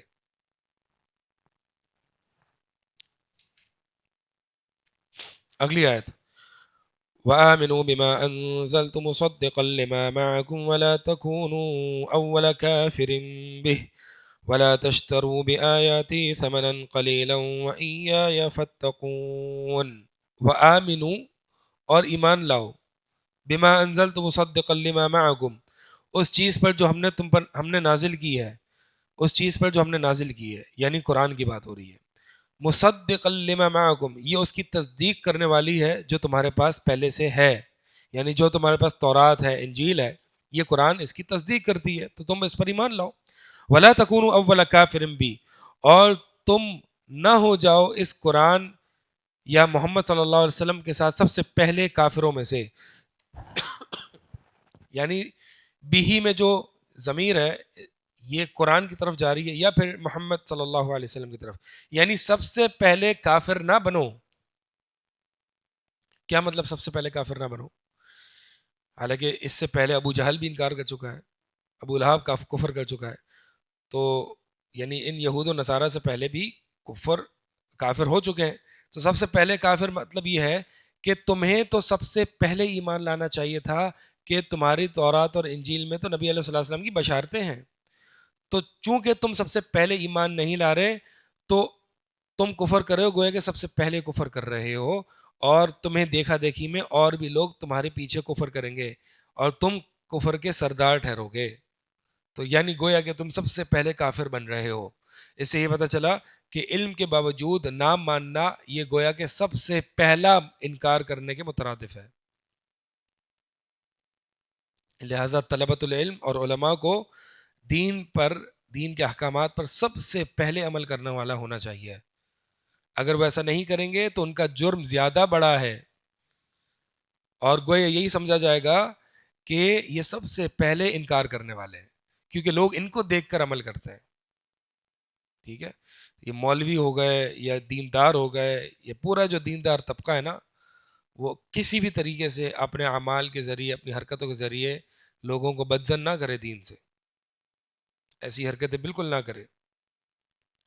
تو ولا تکونوا اول کافر بی ولا تشتروا بآیاتی ثمنا قلیلا، اور میری آیات کے عوض تھوڑی سی قیمت، میری آیات کو تھوڑی سی قیمت کے عوض نہ بیچو، ثمنا قلیلا، تو کیا زیادہ قیمت کے عوض بیچ سکتے ہیں؟ تو پھر کیا معنی ہے ثمنا قلیلا؟ ہاں، یعنی پوری دنیا کو یہاں پہ قلیل کہا گیا، گویا کہ اگر پوری دنیا بھی تمہیں مل جائے تو یہ بھی ثمن قلیل ہے، یہ بھی کم قیمت ہے قرآن کی آیت کے بدلے میں۔ اس سے پتہ چلتا ہے کہ دنیا کی حیثیت کیا ہے، یہ ثمن قلیل ہے، اور جو جنت ہے وہ صلۃ غالیہ، اللہ تعالیٰ اللہ کے نبی صلی اللہ علیہ وسلم کی حدیث ہے نا، الا ان صلۃ اللہ غالیہ، اللہ کا سودا بڑا مہنگا ہے، اللہ کا سودا بڑا مہنگا ہے، اور جبکہ یہ دنیا اگر پورے انسان کے پاس آ جائے تو یہ ثمن قلیل ہے، ثمن قلیل، بہت تھوڑی قیمت ہے۔ تو قرآن کی میری آیات کو تھوڑی قیمت کے عوض نہ بیچو، وَإِيَّايَ فَاتَّقُونَ، اور مجھے سے ڈرو، مجھے سے پس ڈرو، مجھے سے تقوی اختیار کرو، مجھے سے ڈرو۔ اچھا، اس زمن میں مفسرین نے جو ہے وہ قرآن پڑھانے کی جو فیس چارج کرنا اور اس کا معاوضہ لینا، اس بارے میں جو ہے وہ تفصیلی بحث کی ہے مفسرین نے اس آیت کے تحت۔ تو بہرحال اس میں بعض علماء کا کہنا ہے کہ قرآن پڑھانے کی جو ہے وہ فیس نہیں لی جا سکتی، اور بعض کا کہنا ہے کہ نہیں، نبی علیہ السلام کی حدیث ہے کہ بہترین اجر بہترین معاوضہ جو تم لیتے ہو وہ قرآن سکھانے کا معاوضہ ہے. اور نبی علیہ الصلوۃ والسلام نے ایک صحابی کو یعنی ان کا بطور قرآن سکھلانے کو حق مہر مقرر کیا تھا.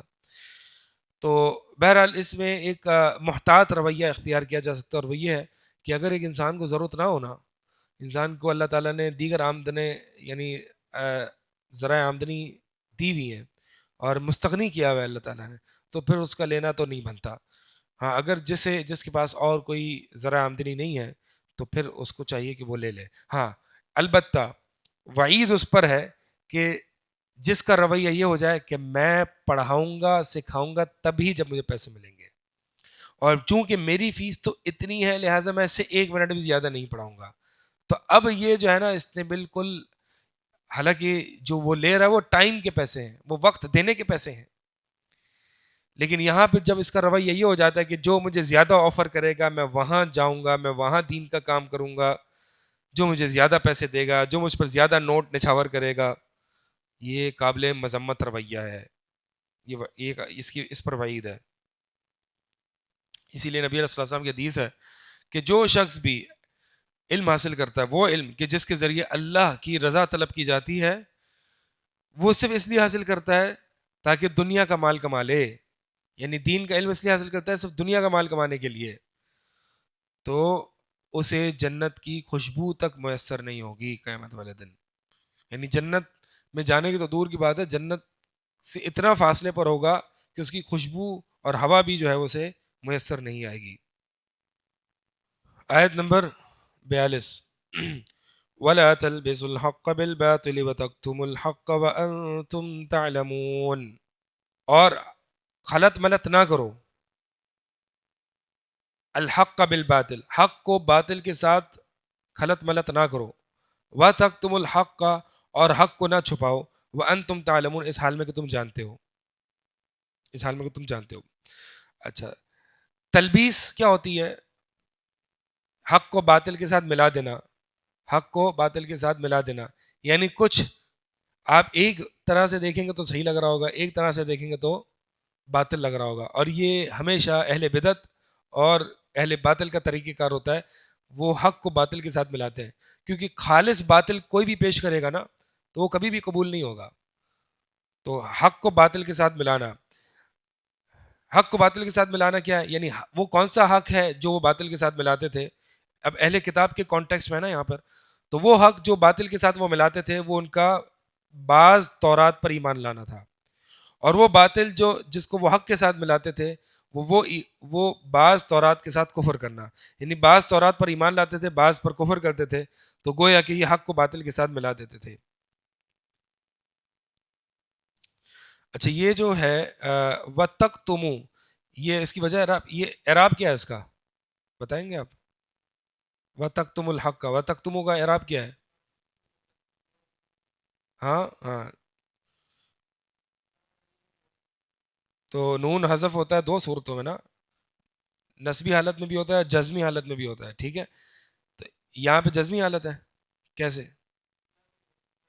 عطف جا رہا ہے اس کا تلبس اوپر، یہ ہاں ایک تو یہ ہے کہ یعنی مجزوم ہے، اس کا جزم جو ہے وہ یعنی اس کا عطف جو ہے وہ تلبسو پر جا رہا ہے، یعنی ولا تلبسو ولا تکتمو. ٹھیک ہے، تو اس صورت میں تو معنی کیا بنے گا؟ حق کو باطل کے ساتھ خلط ملط نہ کرو، ولا تکتمو، اور حق کو نہ چھپاؤ. لیکن یہ تکتمو جو ہے یہ دوسرا اس کا اعراب یہ منصوب بھی ہے، منصوب بھی کہا جا سکتا ہے اس کو، اور اس صورت میں یہ واو معیت کا ہے، واو معیت کا ہے. واو معیت کا پھر اس صورت میں معنی کیا بنے گا؟ ولا تلبس الحق بالباطل، حق کو باطل کے ساتھ خلط ملط نہ کرو اور ساتھ ساتھ حق کو نہ چھپاؤ. واو معیت کا یہی معنی ہوتا ہے نا، اور یہ واو معیت کے بعد جو آتا ہے اس کو منسوب کر دیتا ہے. ٹھیک ہے، جیسے کہ ولا تأکل السمک وتشرب اللبن، یہ واو جو ہے یہ معیت کا ہے کہ یہاں پہ دونوں علیحدہ علیحدہ حکم نہیں ہے کہ مچھلی نہ کھاؤ اور دودھ نہ پیو، یہ معنی نہیں ہے. ولا تأکل السمک ولا وتشرب اللبن، یہ تشربہ منصوب ہے، یعنی یہاں پہ معنی یہ ہے کہ مچھلی کو دودھ کے ساتھ نہ کھاؤ. یا دودھ کو مچھلی کے ساتھ نہ پیو. تو یہ واو معیت کا یہ معنی ہوتا ہے. تو یہاں پہ ابن تیمیہ رحمہ اللہ بیان کرتے ہیں یہ واو معیت کا ہے, یعنی حق کو باطل کے ساتھ اس طرح نہ ملاؤ کہ حق چھپ جائے. یعنی اس سے ہوتا, یعنی حق کو باطل کے ساتھ ملانے سے کیا ہوتا ہے کہ حق جو ہے وہ چھپ جاتا ہے, کتمان حق ہوتا ہے. وَأَنْتُمْ تَعْلَمُونَ, وَأَنْتُمْ, حالانکہ تم جانتے بھی ہو. کیا جانتے ہو؟ یہاں پہ ذکر نہیں ہے, یعنی یہ گویا کہ توبیخ ہے, ڈانٹ ڈپٹ ہے کہ تم جانتے ہو. کیا جانتے ہو؟ وَأَنْتُمْ تَعْلَمُونَ, یعنی تعلمون الحق, کہ تم جانتے ہو کہ حق کیا ہے, لیکن اس کے باوجود تم حق کو چھپاتے ہو. اور تم یہ بھی بات جانتے ہو کہ اس طرح کرنے میں لوگوں پر کس طرح سے اس کا نقصان ہوگا, لوگ گمراہ ہوں گے. یہ بھی تم جانتے ہو کہ حق کو باطل غلط ملت کرنے سے لوگ گمراہ ہوں گے, یہ تم جانتے ہو, لیکن تو اس طرح نہ کرو. اچھا, امام مجاہد فرماتے ہیں وقت تک تم الحق کا, کہ حق نہ چھپاؤ, اس سے مراد جو ہے وہ نبی علیہ الصلوۃ والسلام کے بارے میں, نبی علیہ الصلوۃ والسلام کے اوصاف کو چھپانا, جو تورات میں آئے ہیں نبی علیہ الصلوۃ والسلام کے اوصاف وہ چھپانا. تو اہل کتاب سے کہا جا رہا ہے کہ تم نبی علیہ الصلوۃ والسلام کے بارے میں خبریں نہ چھپاؤ. وَأَقِیمُوا الصَّلَاةَ وَآتُوا الزَّکَاةَ وَارْکَعُوا مَعَ الرَّاکِعِینَ, اور نماز قائم کرو اور زکوٰۃ ادا کرو اور رکوع کرو رکوع کرنے والوں کے ساتھ. اس وَارْکَعُوا مَعَ الرَّاکِعِینَ یہ مراد یہاں پہ کیا ہے؟ نماز ہے. ٹھیک ہے, صرف رکوع نہیں ہے, صرف رکوع نہیں ہے, لیکن یہاں پہ جز بول کے کل مراد لیا گیا ہے. اس رکوع کے رکن کو بتلانے کی, رکوع رکن ہے نا, اگر یہ چھوٹ جائے تو سجدہ سہو سے زائل ہو سکتا ہے؟ نہیں. نماز کے ارکان جو ہے وہ سجدہ سہو سے زائل نہیں ہوتے, نماز کے واجبات ہوتے ہیں, نماز کے ارکان نہیں ہوتے. اگر آپ نے سورہ فاتحہ چھوڑ دی تو کیا سجدہ سہو سے پورا ہو سکتا ہے؟ نہیں. سجدہ چھوڑ دیا ہو سکتا ہے؟ نہیں. تو یہ ارکان صلاۃ ہے. تو وَارْکَعُوا مَعَ الرَّاکِعِینَ, رکوع کرو رکوع کرنے والوں کے ساتھ, یعنی مع الراکعین سے یہ پتہ چلا نماز با جماعت پڑھو, نماز با جماعت پڑھو. اور اس آیت سے کئی اہل علم نے نماز با جماعت ہونے کے, فرض ہونے کے اس سے دلیل لی ہے, استدلال کیا ہے کہ نماز با جماعت فرض ہے, اور اس کی کئی حدیثیں بھی ہیں.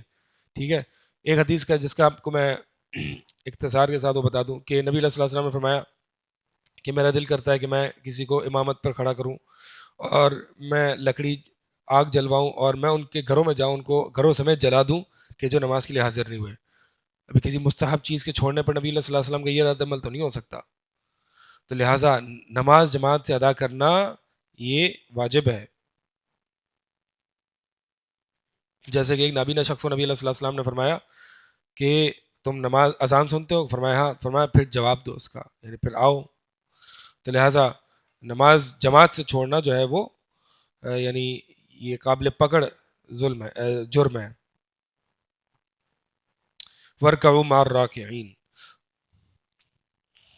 زکوٰۃ جو ہے نا, زکوٰۃ کس کو کہتے ہیں؟ زکوٰۃ کا اصل میں لغوی معنی ہوتا ہے پاکیزگی کے, بڑھانے کے, بڑھنے کے. اور زکوٰۃ جو ہم دیتے ہیں وہ بھی اس اعتبار سے کہ یہ زکوٰۃ مال کو پاک کرتا ہے اور موجودہ مال کو, بقایا مال کو یہ بڑھاتا بھی ہے. أَتَأْمُرُونَ النَّاسَ بِالْبِرِّ وَتَنْسَوْنَ أَنفُسَكُمْ وَأَنْتُمْ تَتْلُونَ الْكِتَابَ أَفَلَا تَعْقِلُونَ.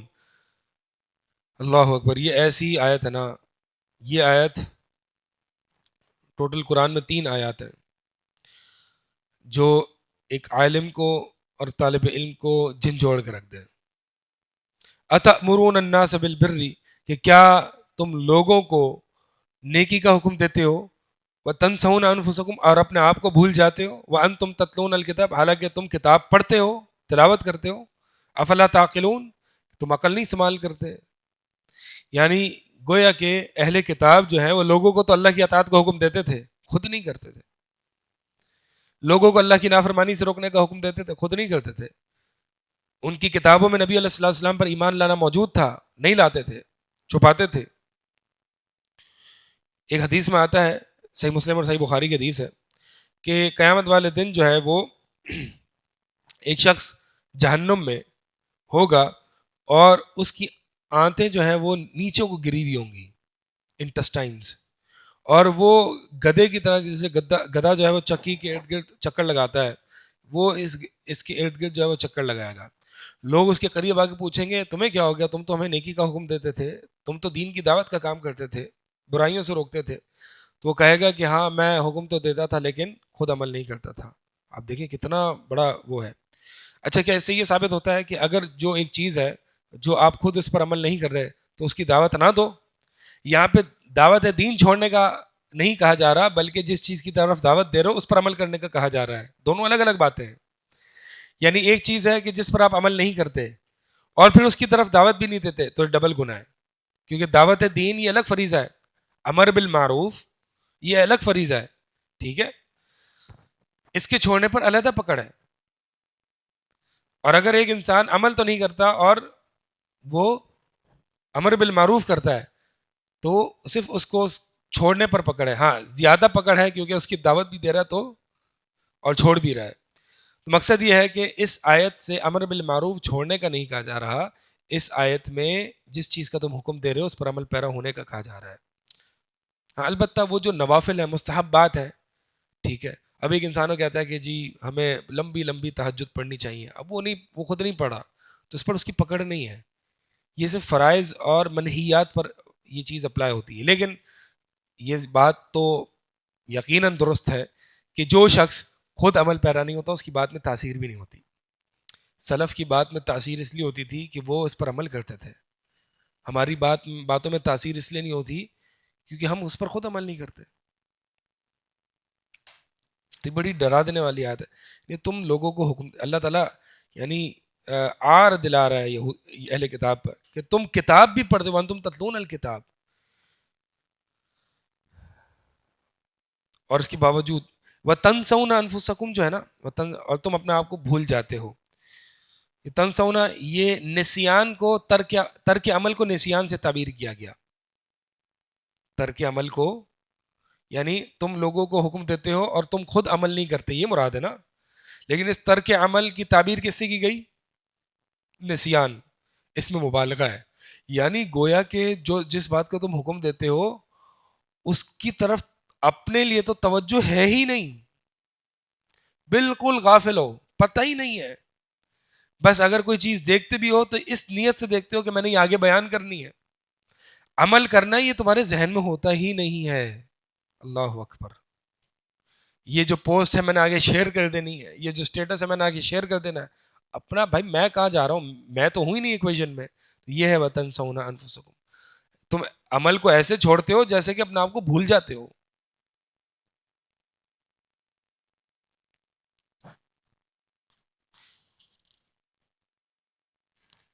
ابو دردہ رحمہ اللہ فرماتے ہیں لا يفقه الرجل كل الفقه حتى يمقت الناس في ذات الله ثم يرجع الى نفسه فيكون اشد مقتا.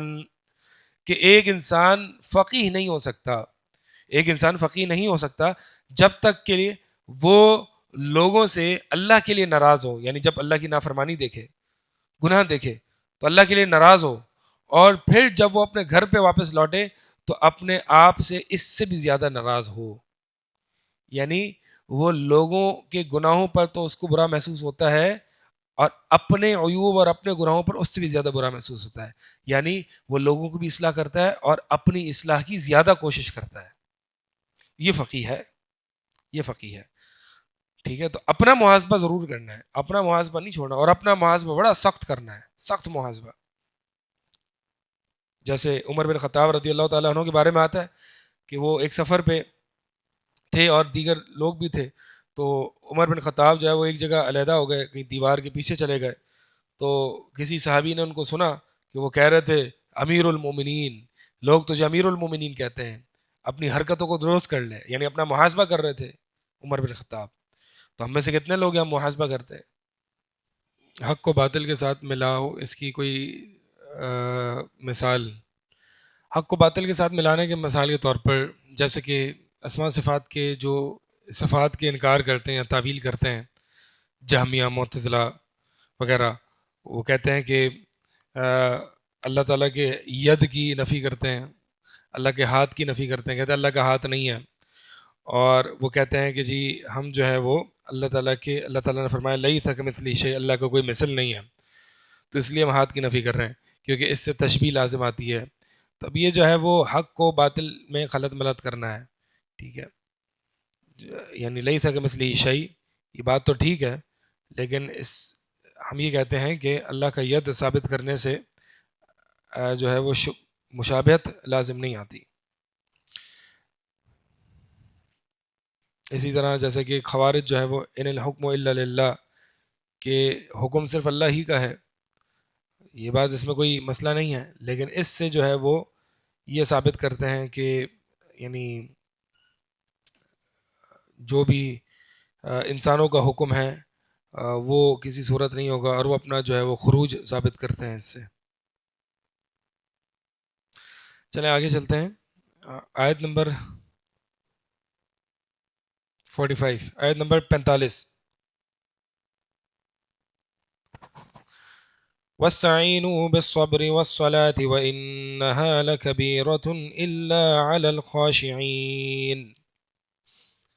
واستعینوا، اور مدد طلب کرو، بالصبر والصلاة، صبر اور نماز کے ذریعے، وإنها لكبيرة إلا على الخاشعين، اور یہ بلا شبہ بہت بھاری ہے مگر سوائے خاشعین پر، خشوع رکھنے والوں پر. تو وستعینوا، استعانت کہتے ہیں مدد طلب کرنا، مدد طلب کرنا، بالصبر والصلاة، صبر اور نماز کے ذریعے. اچھا، کس چیز پر مدد طلب کرنا اس چیز کا ذکر نہیں ہے، کس چیز کے ذریعے مدد طلب کرنا اس چیز کا ذکر ہے، نماز اور روزے کے، صبر اور نماز کے ذریعے. لیکن کس چیز پر مدد طلب کرنا یہ عام ہے، یہ عام ہے، یعنی آخرت اور دنیاوی امور میں مدد طلب کرنا، آخرت اور دنیاوی امور میں مدد طلب کرنا. اچھا، صبر کے ذریعے مدد طلب کرنا دنیاوی امور میں اور آخرت میں، یہ واضح ہے. البتہ نماز کے ذریعے مدد طلب کرنا دنیاوی امور میں اور آخرت کے امور میں، یہ کیسے ہے اور اس کے کیا نتائج ہیں؟ تو نماز کے جو دو نتائج ہیں نا وہ قرآن میں ذکر ہے. ایک تو یہ برائیوں سے روکتی ہے، تو یہ آخرت کے معاملات میں مدد کرنا ہے. تو ان الصلاۃ تنہا عن الفحشاء والمنکر، کہ نماز جو ہے وہ بے حیائی اور برائی کے کاموں سے روکتی ہے. اور دوسرا جو نماز ہے وہ نماز رزق کو لے آتی ہے، نماز جو ہے وہ رزق کو لے آتی ہے. تو یہ دنیاوی معاملات میں مدد طلب کرنا نماز کے ذریعے، جیسے کہ قرآن میں آتا ہے وَأْمُرْ أَهْلَكَ بِالصَّلَاةِ وَاصْطَبِرْ عَلَيْهَا لَا نَسْأَلُكَ رِزْقًا نَحْنُ نَرْزُقُكَ وَالْعَاقِبَةُ لِلتَّقْوَىٰ، کہ اپنے گھر والوں کو نماز کا حکم دو اور اس پر خود بھی خوب پابند رہو. لا نسألک رزقا، ہم نے کوئی آپ سے رزق کا مطالبہ نہیں کیا، یعنی مقصد یہ ہے کہ ہم نے آپ کو رزق کمانے کے لیے پیدا نہیں کیا کہ بس صبح شام کماتے رہو. ہم نے جو تمہیں پیدا کیا ہے وہ عبادت کے لیے پیدا کیا ہے. رہی رزق کی بات، تم عبادت کرو، نحن نرزقک، ہم تمہیں رزق دیں گے، والعاقبۃ للتقویٰ، اور انجام تقویٰ کا ہے. مقصد یہ ہے کہ اس آیت سے یہ ثابت ہوتا ہے کہ نماز رزق کو کھینچ لاتی ہے. تو یہ دنیاوی امور میں جو ہے وہ مدد طلب کرنا ہے. اور نبی علیہ الصلوۃ والسلام سے اس کا عمل، یعنی وَاسْتَعِینُوا بِالصَّبْرِ وَالصَّلَاةِ، بار بار روزہ آ رہا ہے، صبر اور نماز کے ذریعے مدد طلب کرو. عملی پہلو نبی علیہ الصلوۃ والسلام سے ملتا ہے اور صحابہ سے بھی ملتا ہے. آپ کو 2-3 مثالیں دیتے ہیں. نبی علیہ الصلوۃ والسلام کے بارے میں آتا ہے، حذیفہ فرماتے ہیں رضی اللہ عنہ کہ کان رسول اللہ صلی اللہ علیہ وسلم اذا حزبه الامر بادر الى الصلاة، یا امر حزبه الامر صلى او كما قال. یہ دونوں روایت آتی ہے کہ نبی علیہ الصلوۃ والسلام کو جب کوئی معاملہ درپیش آتا، کوئی مشکل معاملہ، کوئی مشکل پیش آتی، تو آپ صلی اللہ علیہ وسلم نماز کی طرف جلدی کرتے، نماز پڑھتے. تو اب دیکھیں کوئی بھی مصیبت آ گئی، کوئی تکلیف آ گئی، تو انسان نماز پڑھے، اس سے اس کی مصیبت پریشانی ہلکی ہو جاتی ہے. اچھا، صحابہ میں بھی یہ عملی پہلو ملتا ہے. عبداللہ بن عباس رضی اللہ تعالی عنہما جو ہیں وہ کسی سفر میں تھے، سواری پر تھے، ان کے بھائی کی وفات کی خبر انہیں ملی، تو انہوں نے انا للہ و انا الیہ راجعون پڑھا، سواری کو سائڈ پر روکا، نیچے اترے، 2 رکعت نماز پڑھی، اور جلسے میں یعنی تشہد میں بڑا لمبا ٹائم لگایا، یعنی دعائیں کی. اور پھر اس کے بعد جو ہے وہ کھڑے ہوئے اور پھر سفر کو جاری رکھا، اور یہ آیت کی تلاوت فرمائی، وَاسْتَعِينُوا بِالصَّبْرِ وَالصَّلَاةِ وَإِنَّهَا لَكَبِيرَةٌ إِلَّا عَلَى الْخَاشِعِينَ۔ تو آپ دیکھیں بری خبر پر آنے پہ ہم کیا کرتے ہیں، ہم زیادہ سے زیادہ اگر صبر کر لیں گے نا تو وہ سوشل میڈیا اسکرول کریں گے کہ ہر پریشانی والا معاملہ آ گیا، چلو اس کو سائڈ پہ کرنے کے لیے سوشل میڈیا اسکرول کرو۔ یہ صحابہ کا عمل کیا ہے، نبی علیہ الصلوۃ والسلام کا عمل کیا ہے۔ اچھا، عبد الرحمن بن عوف رضی اللہ تعالیٰ عنہ پر غشی طاری ہو گئی، بے ہوشی طاری ہو گئی، حتیٰ کہ یہ ظاہر ہو رہا تھا کہ وہ وفات پا گئے۔ تو ان کی جو اہلیہ تھی ام کلثوم، وہ مسجد کی طرف گئیں اور نماز میں مشغول ہو گئیں۔ تو یہ روایت جو ہے وہ ملتی ہے، یعنی اس سے مقصد یہ ہے کہ آپ دیکھیں اس سے یعنی وَاسْتَعِينُوا بِالصَّبْرِ وَالصَّلَاةِ یہ اس کا عملی پہلو ہے۔ وَإِنَّهَا میں جو ہا ضمیر ہے وہ کس طرف لوٹ رہی ہے، وَإِنَّهَا، اور یہ بلا شبہ بہت بھاری ہے، صلاۃ کی طرف لوٹ رہی ہے۔ یہ اکثر اہل علم کا یہی قول ہے، یہ امام مجاہد کا بھی یہ قول ہے۔ اور لیکن بعض اہل علم فرماتے ہیں کہ یعنی اس پوری وصیت کی طرف لوٹ رہی ہے، یعنی نماز اور صبر کے ذریعے مدد طلب کرو۔ یہ جو وصیت ہے یہ وصیت بھاری ہے، یعنی ایسے مدد طلب کرنا یہ بھاری ہے، لیکن سوائے خاشعین پر۔ تو دونوں معنی ہو سکتے ہیں، اس میں کوئی تضاد نہیں ہے۔ وَإِنَّهَا لَكَبِيرَةٌ، اب اس سے ہی پتہ چلا کہ نماز جو ہے نا، نماز بہت سے لوگوں کو بھاری لگتی ہے، مشکل لگتا ہے کہ 5 وقت اپنے آپ کو مسجد میں حاضر کرنا، نماز ادا کرنا خشوع اور خضوع کے ساتھ۔ یہ نماز واقعی بھاری عمل ہے، لیکن کن پر بھاری نہیں ہے؟ خاشعین پر، خشوع اختیار کرنے والے پر۔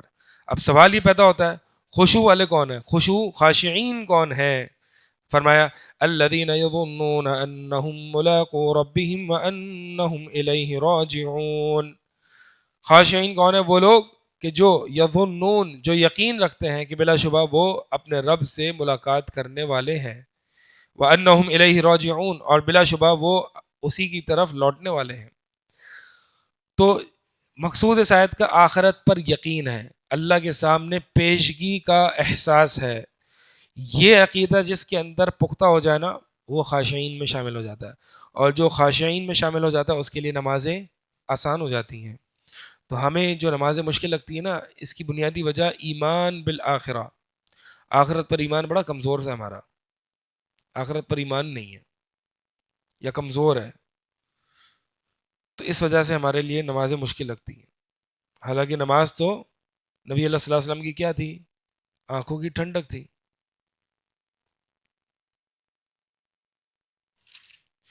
اچھا، ویسے خشوع کس کو کہتے ہیں؟ خشوع ایسے کہتے ہیں خوف کو، ایسا خوف جو علم کی بنیاد پر ہو۔ انما یخشى اللہ من عبادہ العلماء، کہ اللہ تعالیٰ سے ڈرنے والے علم والے ہوتے ہیں۔ تو خشیت میں وہ خوف ہوتا ہے جو علم کی بنیاد پر ہوتا ہے، جس میں تعظیم ہوتی ہے، جس میں محبت ہوتی ہے، وہ خوف جس میں علم، تعظیم، محبت ہوتی ہے۔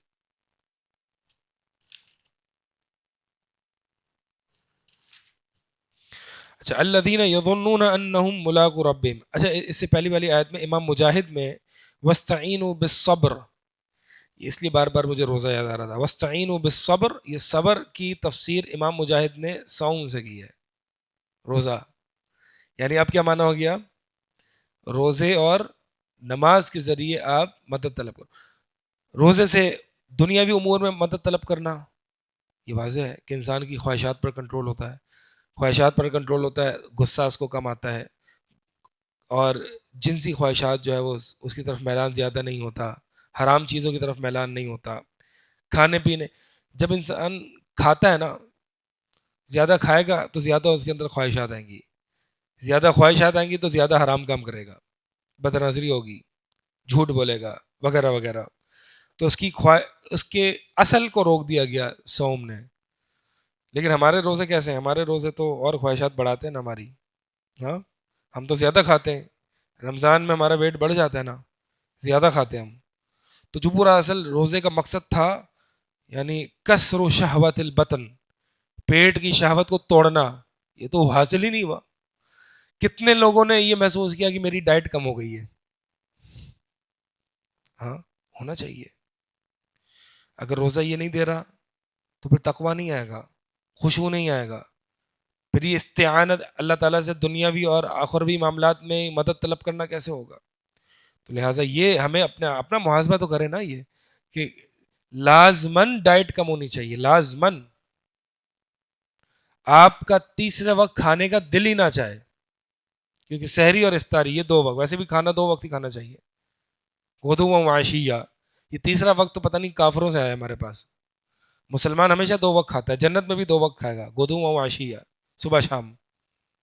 یہ روزے کا بھی روٹین ہے، سحری اور افطاری یہ 3 وقت اور رمضان میں تو 3 ٹائم نہیں، پتہ نہیں ہر وقت ہی ہوتا ہے، افطار سے لے کر جو ہے وہ ہمارا فجر کا ٹائم.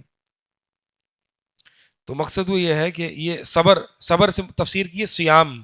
اچھا یہ تفسیر مثال کے ساتھ ہے، وہی میں نے آپ کو بتایا امام مجاہد نے. اب یہ دیکھیں کتنی گہری فقہ ہے امام مجاہد کی کہ صبر کی تفسیر سیام کے ساتھ کر دی، کیونکہ تینوں طرح کے صبر سیام میں پائے جاتے ہیں. صبر کی 3 اقسام ہیں: اللہ کی اطاعت پر صبر، گناہوں سے رکے رہنے پر صبر، اور پریشانی اور مصیبتوں پر صبر. اطاعت پر صبر یہ روزے میں ہے، گناہوں سے رکے رہنے پر صبر یہ بھی روزے میں ہے، اور جو بھوک پیاس اور تکلیفیں آتی ہیں وہ بھی روزے میں ہے. یعنی روزہ جو ہے وہ صبر کی تینوں اقسام کو سمجھ لیا ہے. تو امام مجاہد نے جو تفسیر بیان کی ہے بڑی گہری فقہ کی طرف اس کی دلالت کرتی ہے. ٹھیک ہے. الذین یظنون انہم ملاقو ربہم وانہم الیہ راجعون، یہ خاشعین کون ہیں؟ جو یہ گمان رکھتے ہیں. یظنون کا معنی یہاں پہ یوقنون، یقین کا معنی ہے. ٹھیک ہے. تو قرآن میں امام مجاہد فرماتے ہیں کل ظن فی القرآن فہو علم، ہر ظن قرآن میں یہ علم ہے.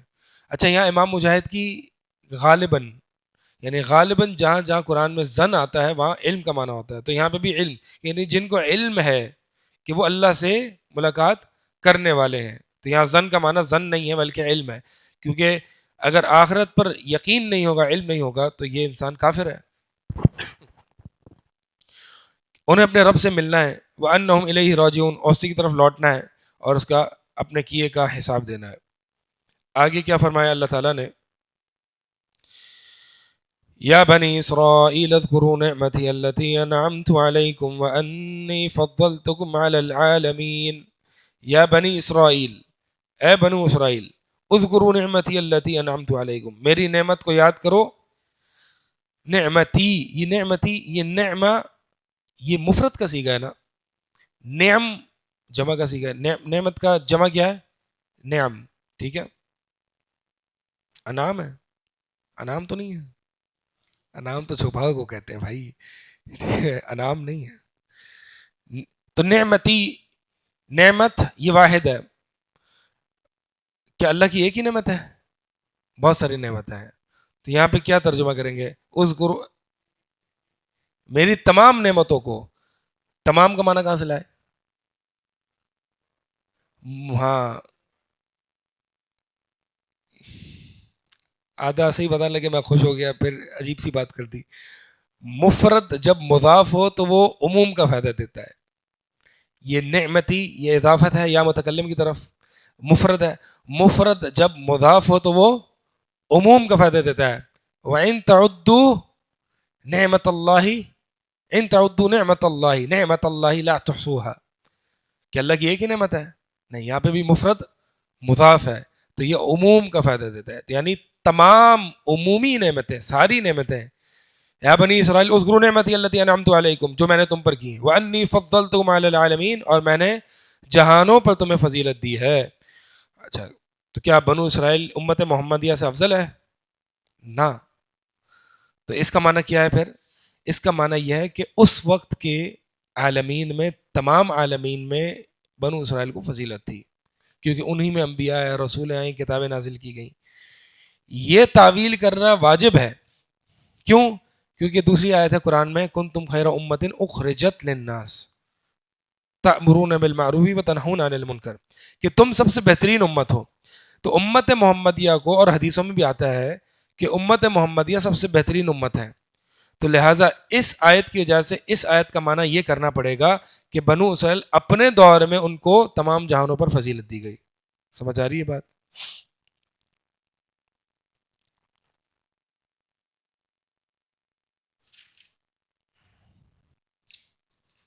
نبی علیہ السلام کی حدیث ہے، فرماتے ہیں کہ انتم تتمون 70 امہ انتم خیرھا واکرمھا علی اللہ.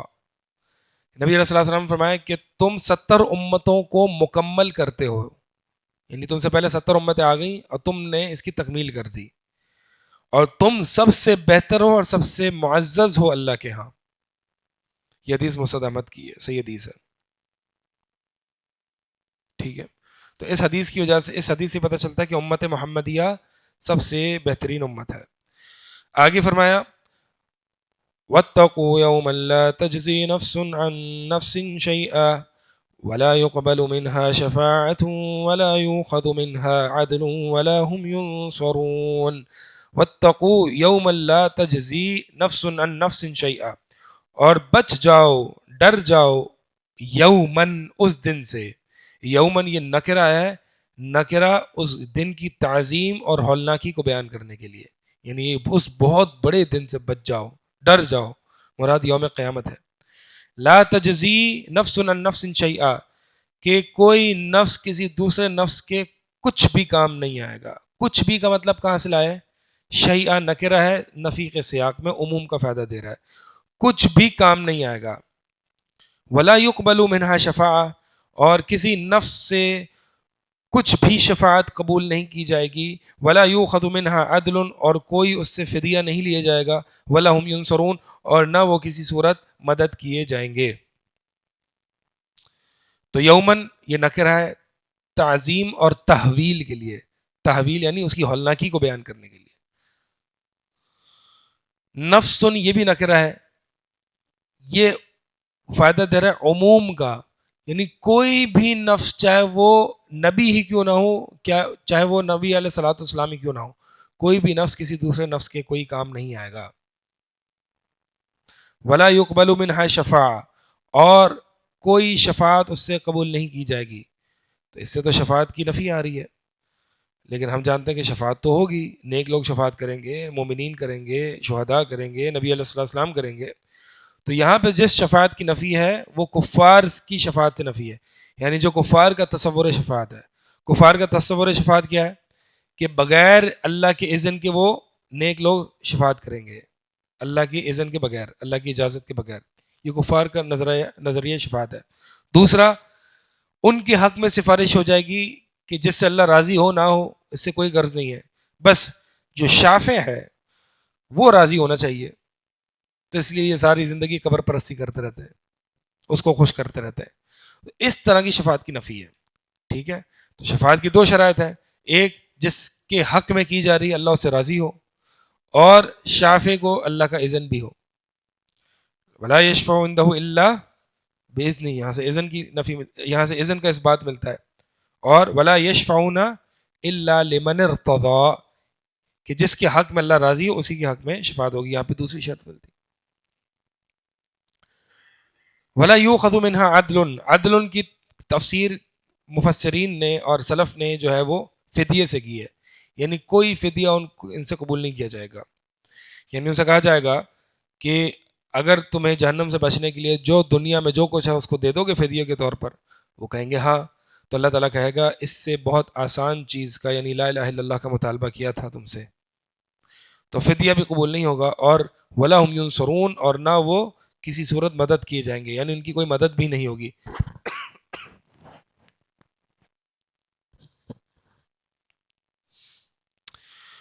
ولا هم ينصرون، یہ یہاں پہ جملہ اسمیہ آ گیا، حالانکہ جو سیاق بتا رہا ہے وہاں پہ جملہ اسمیہ نہیں آنا چاہیے تھا. ہم ينصرون، یہ ہم جو ہے نا یہ مبتدا ہے، ينصرون جملہ فعلیہ اس کی خبر بن رہا ہے نا، تو جملہ اسمیہ ہے. تو ولا هم ينصرون یہ اس بات کی طرف دلالت کر رہا ہے، یعنی جملہ اسمیہ ثبات کی طرف دلالت کرتا ہے کہ ایک چیز جو ثابت ہے اس طرف دلالت کر رہا ہے. یعنی ان کی مدد کبھی کسی صورت کسی مرحلے پر نہیں کی جائے گی. عدم نصرت یہ ثابت رہے گی ان کے لیے پورا وقت قیامت تک، جہنم میں بھی کوئی کسی قسم کی کوئی مدد نہیں ہوگی. تو آپ دیکھیں اللہ تعالیٰ نے شرک کی یہاں پہ جڑیں کاٹ دی. ٹھیک ہے، کوئی نفس کسی نفس کا فائدہ نہیں، کوئی شفاعت نہیں، کوئی فدیہ نہیں، کوئی مدد نہیں، ساری شرک کی جڑیں کٹ گئیں. اب اس آیت کو پڑھنے کے بعد اگر ایک بندے کا خالص اللہ سے تعلق نہیں بنتا تو پھر کب بنتا ہے؟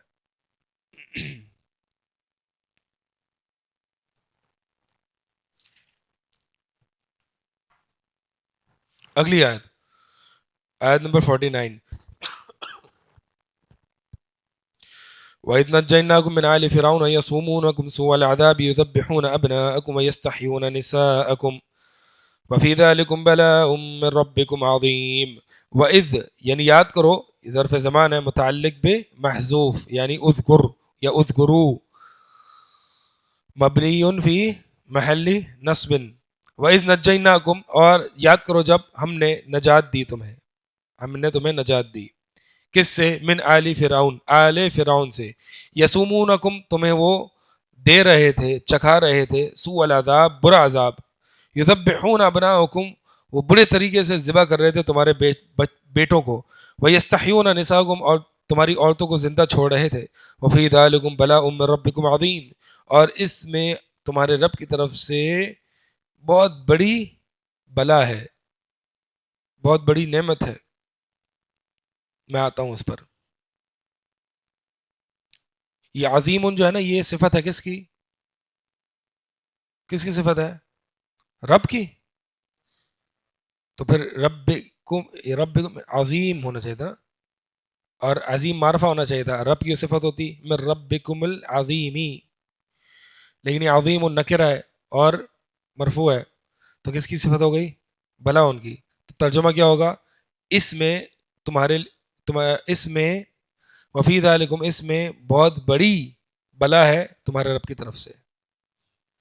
بلا کا معنی کیا میں بتاتا ہوں آگے، میں نے صرف عام ترجمہ کیا ابھی۔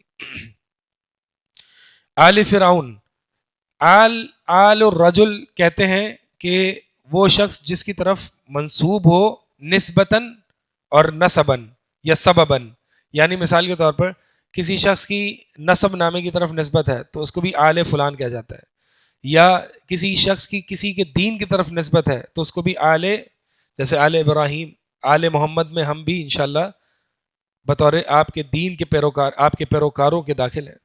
تو آل فرعون میں فرعون کے نسب والے لوگ بھی آ گئے اور فرعون کی عبادت کرنے والے اور ان کی پیروکار بھی آ گئے۔ یسومونکم کا معنی ہے یعنی تمہیں چکھا رہے تھے، دے رہے تھے، سوء العذاب برا عذاب۔ اب یہ برا عذاب کیا تھا؟ اس کی آگے وضاحت بتا دی۔ یذبحون ابناکم، ویسے تو ہونا کیا چاہیے تھا؟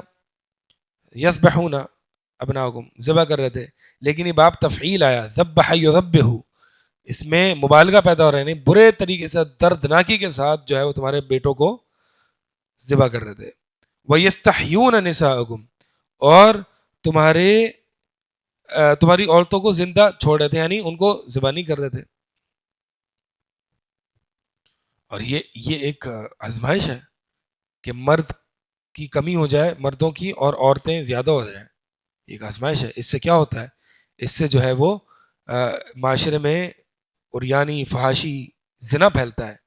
اسی لیے جو لوگ ہمارے یعنی غلام بنانے کے نظام پر جو ہے وہ اعتراض کرتے ہیں نا، تو ہم یہی بتاتے ہیں کہ جب جنگ و جدال ہوتا ہے، جنگ ہوتی ہے تو اس میں مرد مارے جاتے ہیں، تو ان کی عورتیں اگر ان کو ایسے چھوڑ دیا جائے نا اور کچھ نہ کیا جائے ان کے ساتھ، تو پھر اس معاشرے میں بدکاری پھیلے گی۔ تو اس لیے اسلام نے وہ بہترین نظام دیا۔ اب ظاہر سی بات ہے ہر کوئی تو شادی نہیں کرے گا، تو اس کو لونڈیاں بنا لیا جائے، اور پھر جو لونڈی بنانے کے اور باندی بنانے کے جو احکامات ہیں عدل اور انصاف کے، وہ بھی مد نظر رکھے جائیں، تو اس صورت میں یہ پھر فحاشی اور بدکاریاں نہیں پھیلیں گی۔ تو یہ نظام ہے، تو یہ ایک بہت بڑی سزا ہے۔ یستحیون نساءکم، آج بھی فرعونیت بڑے زور و شور سے مذاہب فکریہ کی صورت میں، لبرلزم اور سیکولرزم کی صورت میں جاری و ساری ہے، اور فیمنزم کی صورت میں۔ یہ فیمنزم جو ہے نا، یہ فرعونیت ہے کہ جو عورتوں کو زندہ کرتی ہے، عورتوں کو باہر نکالتی ہے، اور مردوں کی مردانگی اور رجولیت کو ختم کرتی ہے۔ یہ فیمنزم وہ ہے، یہ فرعونیت آج بھی جاری ہے، اور یہ فرعون کی اسٹریٹجی آج بھی جاری ہے کہ مسلمانوں کے مرد کو ناکارہ کر دو، نامرد کر دو، یعنی صلاحیتوں کے اعتبار سے رجولیت ختم کر دو، ان کو اپنی خواتین پہ نام کی غیرت نہ آئے، یہ دیوس اور بے غیرت ہو جائیں، یہ رجولیت ان میں سے ختم کر دو، اور ان کی عورتوں کو ان کے برابر لا کے حقوق کی تقاضے کی آڑ میں ان کو باہر نکال دو۔ یہ فرعونیت ہمارے یہاں نہیں ہے بالکل ہے. تو یستحیون نساکم وفی ذالکم بلاء، اور اس میں تمہارے لیے بہت بڑی بلا. اب بلا کی دو تفسیریں کی گئی ہیں، آزمائش بھی ہے اور نعمت بھی ہے. اچھا یہ نعمت کس صورت میں؟ نعمت اس صورت میں کہ اللہ تعالیٰ نے تمہیں اس سے بچا لیا، اس آزمائش سے بچا لیا. اب شکر کرنا یہ تمہارے لیے آزمائش ہے. جیسے اللہ تعالیٰ دے کے آزماتا ہے نا، اللہ تعالیٰ لے کے بھی آزماتا ہے. اللہ تعالیٰ کسی کو مصیبتوں میں ڈال کے آزماتا ہے، کسی کو مصیبت سے نجات دے کے آزماتا ہے کہ وہ شکر کرتا ہے یا نہیں کرتا. تو یہاں پہ بلا ان کا معنی نعمہ کئی سلف سے مروی ہے. ٹھیک ہے، ابن عباس فرماتے ہیں یعنی نعمتن، نعمت مراد ہے یہاں پہ.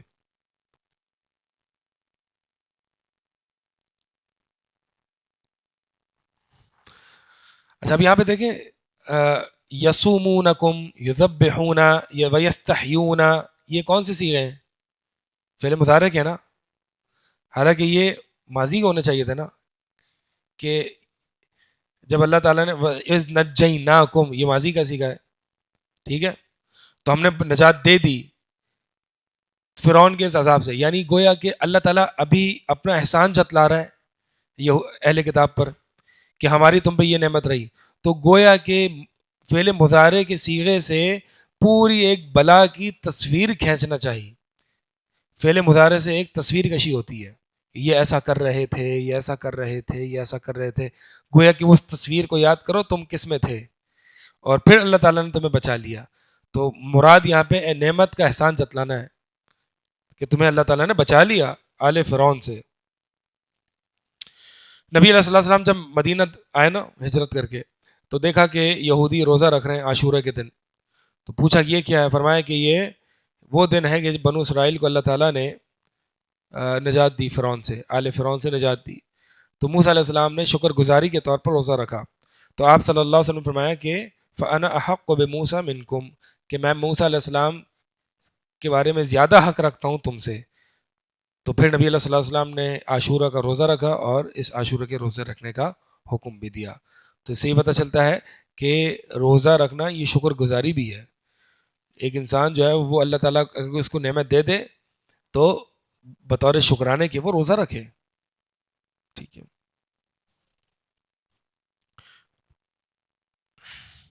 وَإِذْ فَرَقْنَا بِكُمُ الْبَحْرَ وَإِذْ فَرَقْنَا بِكُمُ الْبَحْرَ فَأَنْجَيْنَاكُمْ وَأَغْرَقْنَا آلَ فِرْعَوْنَ وَأَنْتُمْ تَنْظُرُونَ. یعنی اللہ تعالیٰ نعمتیں یاد کروا رہا ہے. یہ پورا سیاق جو ہے وہ کیا ہے؟ بنو اسرائیل کو نعمتیں یاد کروانا، اور پھر بنو اسرائیل کا اس پر جواب کہ تم نے کیا حرکتیں کی ہیں. وَإِذْ فَرَقْنَا بِكُمُ الْبَحْرَ، اور ہم نے تمہاری وجہ سے، یہ بکم یعنی تمہاری وجہ سے، فرقنا پھاڑ دیا، البحر سمندر کو، فَأَنْجَيْنَاكُمْ پس ہم نے نجات دے دی تمہیں، وَأَغْرَقْنَا آلَ فِرْعَوْنَ اور ہم نے آل فرعون کو غرق کر دیا، وَأَنْتُمْ تَنْظُرُونَ اس حال میں کہ تم دیکھ رہے تھے. یہ پورا منظر فرعون کے غرق ہونے کا تم دیکھ رہے تھے. اور یہ دشمنوں کو ہلاک ہوتے ہوئے دیکھنا یہ ایک سینے کو ٹھنڈا کرنے والی نعمت ہے. ٹھیک ہے، یعنی ان کو ڈوبتے ہوئے ہلاک ہوتے ہوئے دیکھنا یہ واللہ بڑی نعمت ہے دشمن کو، اور فرعون جیسے یعنی اس طرح کے لوگوں کو. وَإِذْ فَرَقْنَا بِكُمُ الْبَحْرَ اور جب ہم نے پھاڑ دیا تمہاری وجہ سے سمندر کو. سمندر کو پھاڑ دیا کیا مطلب ہے اس کا؟ ہاں یعنی یہ پھاڑ دینا اس کی کیفیت کیا ہے یہ یہاں پہ بیان نہیں ہوئی، لیکن اللہ تعالیٰ نے سورہ طٰہٰ، سورہ شعراء وغیرہ میں بیان، سورہ طٰہٰ میں بیان کی ہے. فَأَوْحَيْنَا إِلَىٰ مُوسَىٰ أَنِ اضْرِب بِّعَصَاكَ الْبَحْرَ، ہم نے موسیٰ علیہ السلام کو وحی کی کہ اپنی لاٹھی سے سمندر کو مارو. فَانْفَلَقَ فَكَانَ كُلُّ فِرْقٍ كَالطَّوْدِ الْعَظِيمِ، تو وہ سمندر جو ہے وہ پھٹ گیا، علیحدہ ہو گیا، اور ہر ٹکڑا بڑے پہاڑ کی مانند ہو گیا. کیسا معجزہ تھا. اور پھر وَأَزْلَفْنَا ثَمَّ الْآخَرِينَ اور ہم قریب لے آئے وہیں اسی وقت دوسروں کو، یعنی فرعون کے لشکر کو ہم وہیں لے آئے. اور یہ اللہ تعالیٰ کی طرف سے ایک عجیب تدبیر تھی، ورنہ کون سمندر میں چھلانگ لگائے گا؟ اور فرعون جیسا مادہ پرست انسان، اس کو تو دیکھ کے بھی یقین نہ ہے کہ یہ کیا ہو رہا ہے، اور پھر دیکھ کے اسے چھلانگ بھی لگا دی. اور صرف اس نے نہیں، پوری اس کے لشکر نے، یہ اللہ کی تدبیر تھی. تو یہی معنی ہے وَأَزْلَفْنَا ثَمَّ الْآخَرِينَ. تو یہ اللہ کی تدبیر تھی، اور یہ اللہ تعالیٰ نے پورا ایک اس طرح سے کروایا. تو گویا کہ موسیٰ علیہ السلام نے جو ہے وہ لاٹھی ماری، سمندر گویا کہ ہر لہر الگ سے ہو گئی اور ایک بڑے پہاڑ کی مانند ہو گئی، اور بیچ میں راستے بن گئے، اور موسیٰ علیہ السلام اس سے گزرے، اور پھر جو ہے وہ جب گزرے تو وہ واپس سے سمندر جاری ہو گیا، اور اس سے پہلے جو ہے وہ فرعون اپنے لشکر کو سمندر میں لے کے کود گیا اور وہ غرق ہو گیا. وَأَغْرَقْنَا آلَ فرعون، ہم نے آل فرعون کو غرق کر دیا. ایک حدیث میں آتا ہے کہ جبریل امین اللہ کے نبی صلی اللہ علیہ وسلم فرماتے ہیں کہ آپ مجھے دیکھتے ہوتے کہ میں کیسے فرعون کے منہ میں مٹی ڈال رہا تھا کہ کہیں یہ اس وقت توبہ نہ کرے اور اس کی توبہ قبول نہ ہو جائے. یعنی ایک تو اس میں اللہ کی توبہ کی قبولیت کی طرف کہ اللہ تعالیٰ کس وقت توبہ قبول کر لیتا ہے، اور دوسرا اس میں جو ہے وہ جبریل امین کا فرعون سے بغض کہ یہ اس کو تو عذاب ملنا چاہیے. چلیں یہیں پہ وقف کرتے ہیں. سبحانک اللہم و بحمدک. 50 آیتیں ہو گئی، 51 سے ہم انشاءاللہ کل کریں گے. سبحانک اللہ.